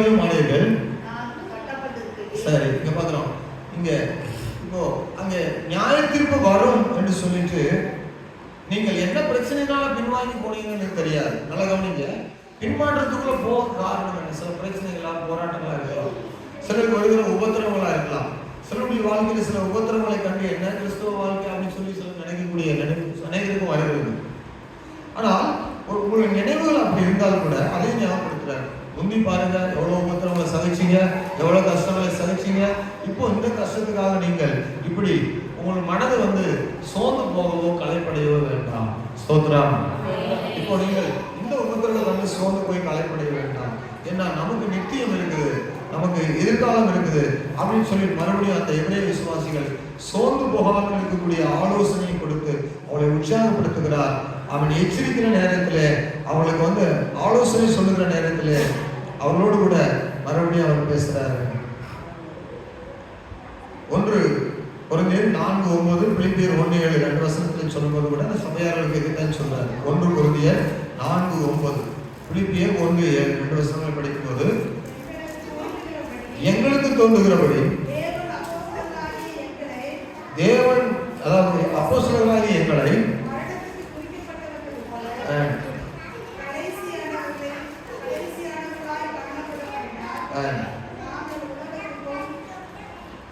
நாங்கள் உலகத்துக்கும் தூதர்களுக்கும் மனுஷர்களுக்கும் என்ன செய்தோம்? வேடிக்கையானோம். இவ்வளோ துன்பத்தை அனுபவிச்சாங்க. கட்டி கயிறை கொண்டு போய் அந்த ஜனங்கள் முன்னால நிறுத்தி வேடிக்கையை காட்டும்படி சிங்கங்களை அவிழ்த்து விட்டு ரோம சக்கரவர்த்திகள் ஒரு பெரிய கிரவுண்ட்ல எல்லாரும் வேடிக்கை பார்த்து கொண்டிருக்கும் போது சீசர்களை கை காலை கட்டி கொண்டு போய் என்ன செய்வாங்க? அங்க போடுவாங்க. அந்த சிங்கங்கள் கடித்து கொதறி அவங்களை துன்புறுத்தும். சில நேரத்துல சிங்கங்களோடு சண்டை போறதுக்கு வெறுங்கையா விடுவாங்க. அந்த சிங்கத்தை போராடினால் அடுத்த ஒரு சிங்கத்தை விடுவாங்க. அதிலும் போராடியவங்க கடிப்பட்டு நிந்தைப்பு அவமானப்பட்டு ரத்தம் சிந்தப்பட போகும்போது அப்போ என்ன செய்வாங்க? நிந்தை அடைந்தோம். அப்படி கடைசியாக அவங்களை மரணத்துக்கு ஒப்பு கொடுப்பாங்க. இப்படியெல்லாம் பல உபத்திரவங்களை பட்டாங்க ஆதி அந்த அப்போஸ்தலருடைய கால விசுவாசிகள். இப்பொழுது இருக்கிற சபைக்கு இப்படிப்பட்ட துன்பங்கள் அவன் 100ல் 5% இல்லைன்னு சொல்லலாம். இன்னைக்கு என்னன்னா தூங்குறது எழுப்புறதுதான் பிரச்சனையே சரி நிறைய பேருக்கு. என்னது இன்னைக்கு ரத்த சாட்சியா சாகிறதே எது தெரியுமா? அவங்களுக்கு தூங்குறவங்களை எழுப்பிடுறது தான் ரத்த சாட்சியா மறிக்கிறது போல அவங்களுக்கு இருக்கும் போல. கர்த்தருக்கு ஸ்தோத்திரம். சொல்லுங்க பார்ப்போம். நான் சொல்றது அதிகாலை ஜபத்தை சொல்றேன். இப்ப சொல்லல, நான் இப்ப சொல்லல. அதிகாலை நிறைய பேர் போன் பண்ணா எடுக்க மாட்டாங்க, ஆப்படி வச்சுட்டு நான் அதையும் சொல்றேன் இதையும் சொல்றேன். பரவாயில்ல, அதிகாலை ஜபத்துல வந்துடுறீங்க. எடுப்படுற போது ஐயோ அப்பா என்னவா இருக்குது பற்றி நீங்க நான் போட்டு நீங்க படிச்சுக்காங்க. அவர் மறிக்கிற அன்னைக்கு அதிகாலையில் ஜோம் பண்ணாரு. ஸ்தோத்திரம். ஒரு அன்னைக்கு மரணம் வருது, அதிகாலையில் அவர் ரொம்ப ஜோம் பண்ணிவிட்டார். அந்த மரணத்தை ரொம்ப துணிகரமாக செஞ்சு ரொம்ப வயசு கிடையாது. ரேக்லாமுடைய வாழ்க்கையில் இந்த சிவகாசியில் ஒளிச்சு செய்தார். அவங்கள அங்கே வெளிநாட்டில் எவ்வளோ இனிமையான கிளைமேட், நல்ல ஒரு வாழ்க்கை வாழ்ந்தவங்க. ஆனால் இங்கே ரொம்ப கஷ்டப்பட்டாங்க. அதிகாலையில் எழுப்பி தான் 4 மணிக்கெல்லாம் எழுப்பி ஜோம் பண்ணிட்டு தான் 5 மணிக்கு என்ன வேலைக்கு போவாங்க கிராமங்களில் வேலைக்கு. அதுக்கு முன்னாடியே இவர் போய் சந்திப்பாங்க. 5 மணிக்கு 4 மணிக்கு 3 மணிக்கு எழுப்பி ஜோம் பண்ணிட்டு நடந்து போகணும். வாகனங்கள் கிடையாது. கிராமங்களுக்கு போகிறது 6 மணி நேரம் வரும் கிடையாது. ஒரு கிராமத்துக்கு போய் அதிகாலையில் 5 மணி 5:30 மணி 6 மணிக்குள்ள பிரசனம் பண்ணுவாங்க. அப்படி நடந்தே போகும்போது நிறைய அதாவது அவளை கேலியும் கிண்டலும் ஏளனமும் நிந்தைகளும் அவமானம் அடைந்து சாப்பாடு இல்லாம இந்த கிளைமேட்ல ரொம்ப கஷ்டப்பட்டு ரத்தம் வாங்கி எடுத்து கேன்சரா அது அந்த கடைசி நாளில் ஊழியர் செய்து விட்டு அவர் மறிக்கின்ற போது கூட அதிகாலை ஜோமனினார் என்று அதில் அந்த சரித்திரத்தில் போட்டுருக்காங்க. ஸ்தோத்திரம். அவங்களாம் அதிகாலையில் ஜெபித்ததுனால, நீங்க அதிகாலையில் ஜெபம் பண்ணிட்டு வரீங்களா, உங்களுக்கு எல்லா பிரச்சனையும் உங்க கால்களுக்கு கீழே கத்தர் போட்டு மிதிச்சுட்டு போறது உதவி செய்வாங்க. அதிகாலை ஜெபிக்கிறவங்க எத்தனை வேணாலும் வரட்டும். நீ அதிகாலை ஜெபத்துக்கு வந்த பிறகு நீங்க புரிஞ்சிருக்க, உங்களுக்கு எத்தனை போராட்டம் வந்தாலும் அது உங்களுக்கு ரொம்ப லேசாக தெரியும். ஏனென்றால் கத்தரை காலையிலேயே நம்ம சந்திக்கிறோம். தேவன் உங்களுக்காக யுத்தம் பண்ணுகிறவர், உங்களுக்காக செயல்படுகிறவர், ஒன்றுக்கும் கலங்காதபடி எல்லாவற்றையும் தேவகரத்தில் கொடுத்து நம்ம போகும்போது கத்தர் பார்த்துக் கொள்வார். 34, 35 வசனங்களை வாசிக்கும் போது, நான் கட்டப்பட்டிருக்கையில் நீங்கள் என்னை குறித்து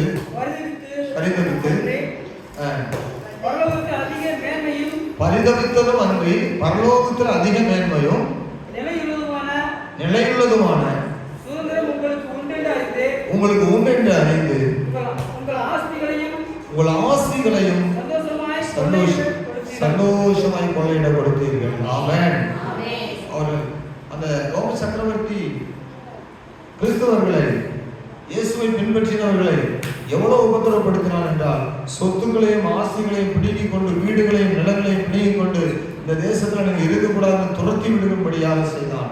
அந்த நாட்களில் கூட அவைகள் எல்லாம் ஒப்பு கொடுத்து விட்டு அவர்கள் தேவனுக்காக வாழ்ந்தார்கள். ஆமென். தேவனுக்காகவே அந்த துன்பங்களையும், அது உண்மையாகவே இப்படிப்பட்ட துன்பங்களை சகிப்பது என்பது ரொம்ப கடினமானது. ஸ்தோத்திரம். ஆனாலும் கூட அதெல்லாம் சகிச்சிருக்கிறாங்க. யாருங்க கவனிங்க. அப்போ சொத்துக்களை ஆஸ்திகளை கர்த்தருக்கு கொடுங்கள், உங்களுக்கு ஆசீர்வாதம் என்று சொன்னால் கூட கொடுக்க முன்வராத இந்த காலத்துல நம்ம அறிந்து கொள்கிறோம். அந்த நாட்களில் ஆஸ்திகளையும் வீடுகளையும் விட்டுட்டு போன போது அவங்க விட்டுட்டு அப்படியே போயிட்டாங்க. ஸ்தோத்திரம். அடுத்த நாள் எங்க போயிருப்போம், என்ன செய்வேன், எங்க படிப்பேன், எங்க சாப்பிடுவேன், என்ன செய்வேன், என்னுடைய எதிர்காலம் என்ன ஆகும் அப்படிலாம் அவங்க யோசிக்கவே இல்லை. அதெல்லாம் வந்து சொத்துக்களையும் ஆஸ்திகளையும் கொள்ளையிட கொடுத்தார்களாம். Praise the Lord. இன்னைக்கு கூட காலையில ஒரு பேசிக்கொண்டு போய் சொன்னாரு, கிறிஸ்துவுக்குள்ள இருந்து பின்மாற்றத்துக்குள் போய் ரொம்ப குடியில போய் இறங்கி வாழ்க்கையை சீர்கெட்டு போன ஒரு மனிதன் மறுபடியும் அவருடைய செய்தி கேட்டு ரட்சிக்கப்பட்டு வந்தார். பெங்களூர் பட்டணத்துல ரட்சிக்கப்பட்டு வந்து முதல்ல இருந்ததை விட இப்போ அதிக ஆர்வமா கர்த்தருக்குள்ள அப்படி வாழ்க்கை கட்டப்பட்டது.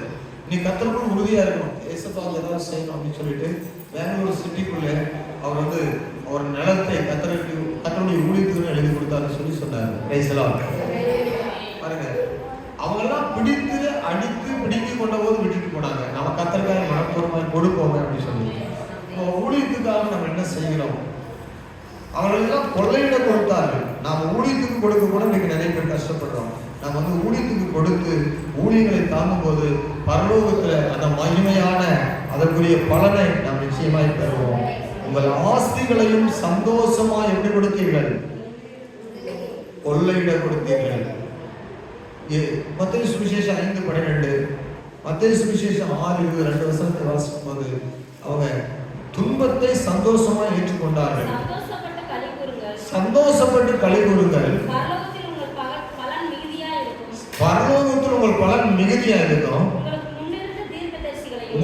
உங்களுக்கு முன்னிருந்த தீர்க்கதரிசிகளையும் அப்படியே துன்பப்படுத்தினார்களே. மத்தேயு 6:20, பரலோகத்தில் உங்களுக்கு பொக்கிஷங்களை சேர்த்து வையுங்கள், அங்கே பூச்சியாவது துருவாவது எடுக்கிறதும் இல்லை, திருடன் அங்கே கண்ணமிட்டு என்ன செய்வதில்லை, திருடுகிறதும் இல்லை. ஆமென். அல்லேலூயா. ஆமென். ஒரு சின்ன புதிய ஏற்பாடு பைபிள் அச்சிட்டு வெளியே கொண்டு வரதுக்கு 40 ரூபாய் தேவைப்படுது. எவ்வளோ? உங்க சபையில கூட வந்து நாங்கள் கேட்குறோம், இவ்வளோ வேதாகமத்தை நேற்று ஒரு காணிக்கை எடுத்தாங்க. அந்த பாஸ்டர்ஸ் மீட்டிங்ல 7400 ரூபாய் காணிக்கை வந்தது. உடனே ஒரு கணக்கு வந்து சொன்னாங்க, இந்த காணிக்கையில ஒரு பைசா கூட நாங்கள் எடுக்க மாட்டோம். நாங்கள் மதுரையிலிருந்து காரில் வந்தாலும், இங்கிருந்து மறுபடியும் போனாலும், இந்த லாட்ஜில் தங்கினாலும், இத்தனை செலவு பண்ணாலும் நாங்கள் தான் ஷேர் பண்ணி இந்த செலவு பண்ணுறோம். இந்த 7000 சில்லற ரூபாயில ஒரு பைசா கூட எடுக்க மாட்டோம். நாங்கள் வேதாகமத்துக்கு தான் அச்சடித்து கொடுக்கும். அவங்க தீர்மானங்கள், அவங்களுடைய டெடிகேஷன், அவங்களுடைய அர்ப்பணிப்பு, அவங்களுடைய வேலைகள், ஓட்டங்கள் பார்க்கும்போது எவ்வளோ தீவிரமாக இருக்கிறாங்கன்னு பார்க்கும்போது நமக்கு அது பெரிய ஒரு ஆர்வத்தை நமக்குள்ள தோணுது. நம்மளாம் ஒரு நாளைக்கு ஒரு வேதாகமத்தை கொண்டு போய் கொடுக்க ரொம்ப கஷ்டப்படுறோம். ஸ்தோத்திரம். அவங்களாம் மருத்துவராக இருக்கிறாங்க, அட்வொகேட்டா இருக்கிறாங்க, இன்ஜினியரா இருக்கிறாங்க, டீச்சர்ஸா இருக்கிறாங்க, நர்சஸா இருக்கிறாங்க, நிறைய ரிட்டையர்டு போலீஸ் இன்ஸ்பெக்டர்ஸா இருந்து ஒரு ரிட்டையர்டானவங்க இருக்காங்க. அவங்க என்ன செய்யறாங்கன்னா, காலையில் எழுப்பி, அதாவது ஒரு தெருவில் போய் அவங்களால இயங்குற 10 வேதாகமத்தையாவது 10 வீட்டிலையாவது கொடுத்துட்டு அன்றைக்கு வந்து ஜெபம் பண்ண ஆரம்பிக்கிறாங்க. அன்றைக்கு அதுக்கு பிறகுதான் வேலைக்கு போகிறாங்க. அவங்க சொல்றாங்க, எனக்கு ரொம்ப ஆச்சரியமா இருக்கு. அவங்க கோச்சுக்கு போறதா கூட அவங்க காலையில் எழுப்பி 6 மணி 7 மணிக்கு புறப்பட்டு தெரு வழியா போயிட்டு வேதாகமத்தை கொடுத்துட்டு தான் நாங்கள் போவோம். எங்களுக்குள்ள அப்படி ஒரு தீர்மானம் வச்சிருக்கிறோம், டெடிகேஷன். அல்லேலூயா.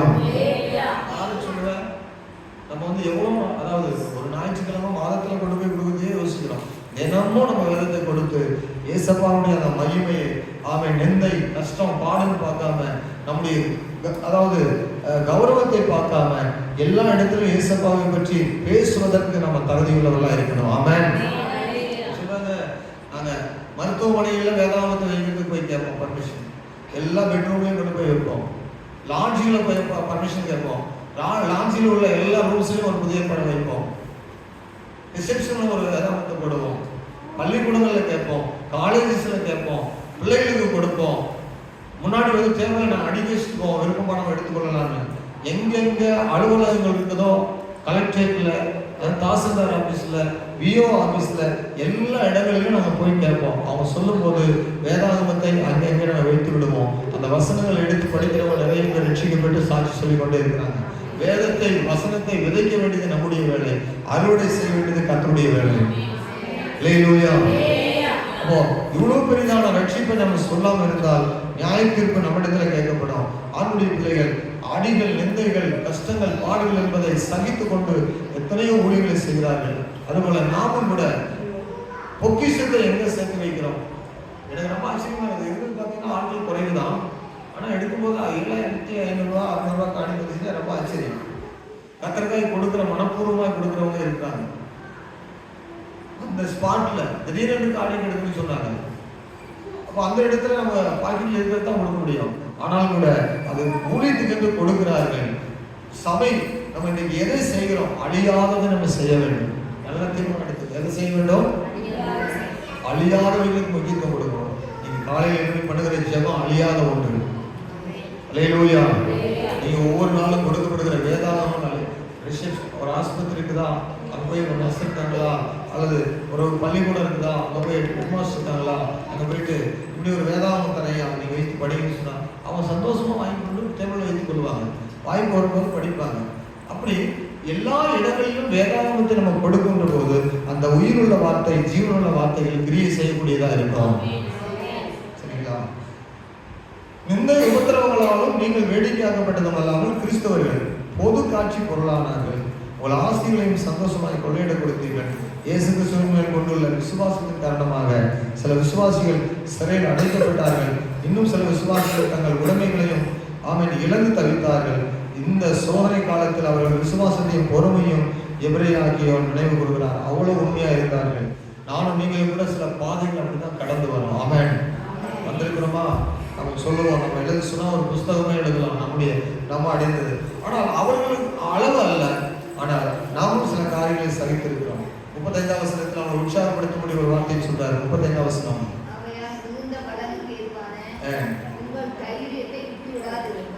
தைரியத்தை விட்டு விடாதிருங்கள், மிகுந்த பலனுக்கு ஏதுவான ஒரு தைரியத்தை விட்டு விடாதபடி, பின் திரும்பாதபடி, கிறிஸ்துவுக்குள்ள பலனாக நிற்கும்படி. மத்தேயு சுவிசேஷம் 5:12 நம்ம ஏற்கனவே வாசித்தோம். ஆமென். உங்களுக்கு பரலோகத்துல மிகுந்த பலன் உண்டு. பரலோகத்துல என்ன உண்டு? நம்ம எங்க போகிறோம்? கண்டிப்பா ஷூரா 100% பரலோகத்துக்கு போவோம். அல்லேலூயா. அவங்க சொல்றது பார்த்தா நான் வீட்டுக்கு போகன்ற மாதிரி இருக்கு. அவங்க உற்சாகமா சொல்றாங்க, பாஸ்டர் முடிக்க போறாங்க வீட்டுக்கு போகணும். சரி, நான் சொல்றது 100% அப்படின்னா பரலோகத்துல இதுக்குரிய பலனை கத்த நமக்கு வைத்திருக்கிறார். அவருடைய நாமத்துக்காக தைரியத்தை விட்டு விடாதுங்க. உங்கள் விசுவாசத்துல நீங்கள் தொடர்ந்து உறுதியாய் நிலைத்திருங்கள் என்பதை கூறுகிறார். தொடர்ந்து மீதி உள்ள வசனத்தை 36 கடைசி பகுதி வரைக்கும் அதை நம்ம மீண்டும் வாசிப்போம், முடிப்போம். இப்போது நம்ம ஜெபம் பண்ணுவோம். கர்த்தர் ஒவ்வொருவரையும் ஆசீர்வதிப்பாராக. தேவனுக்கு நம்மோடு இருப்பதாக ஜெபம் பண்ணுவோங்களா? இன்றைக்கும் தேவனை அறிகிற அறிவு, தேவன் என்ன செய்ய போகிறார், தேவன் நியாயத்திருக்கிற தேவனா இருக்கிறார், கிருபை தருகிற தேவனா இருக்கிறார், இந்த காலத்துல அன்பையும் இரக்கத்தையும் நம்ம மேல பொழிந்திருக்கிற தேவனா இருக்கிறார், ரட்சிப்பை நாம் பெற்றுக்கொள்ளும்படி நம்ம மேல நீடிய பொறுமையுள்ளவரா இருக்கிறார். இந்த காலங்களை நாம் புரிந்து கொண்டு செய்ய வேண்டிய காரியங்களை தெளிவாய் செய்ய அவன் தீர்மானம் எடுத்து வேதாகம புஸ்தகங்களை கொடுக்க, கைப்பிரதிகளை கொடுக்க, ஒவ்வொரு நாளும் அழியாத வசனங்களை விதைத்து விட, அழியாத காரியங்களுக்கு முக்கியத்துவம் கொடுக்க தேவன் அனுகிரகம் செய்யும்படி ஒப்பு கொடுத்து நானும் எதையாகிலும் செய்ய வேண்டாம். ஆண்டவரே, என் ஜீவனுள்ள காலங்களில் அழியாத நித்திய தேவனுக்கு நித்திய ராஜ்யத்தை அழைத்தபடினால உமக்கென்று நாங்கள் காரியங்களை நடப்பிக்கிறவர்களாக இருக்க வேண்டும்.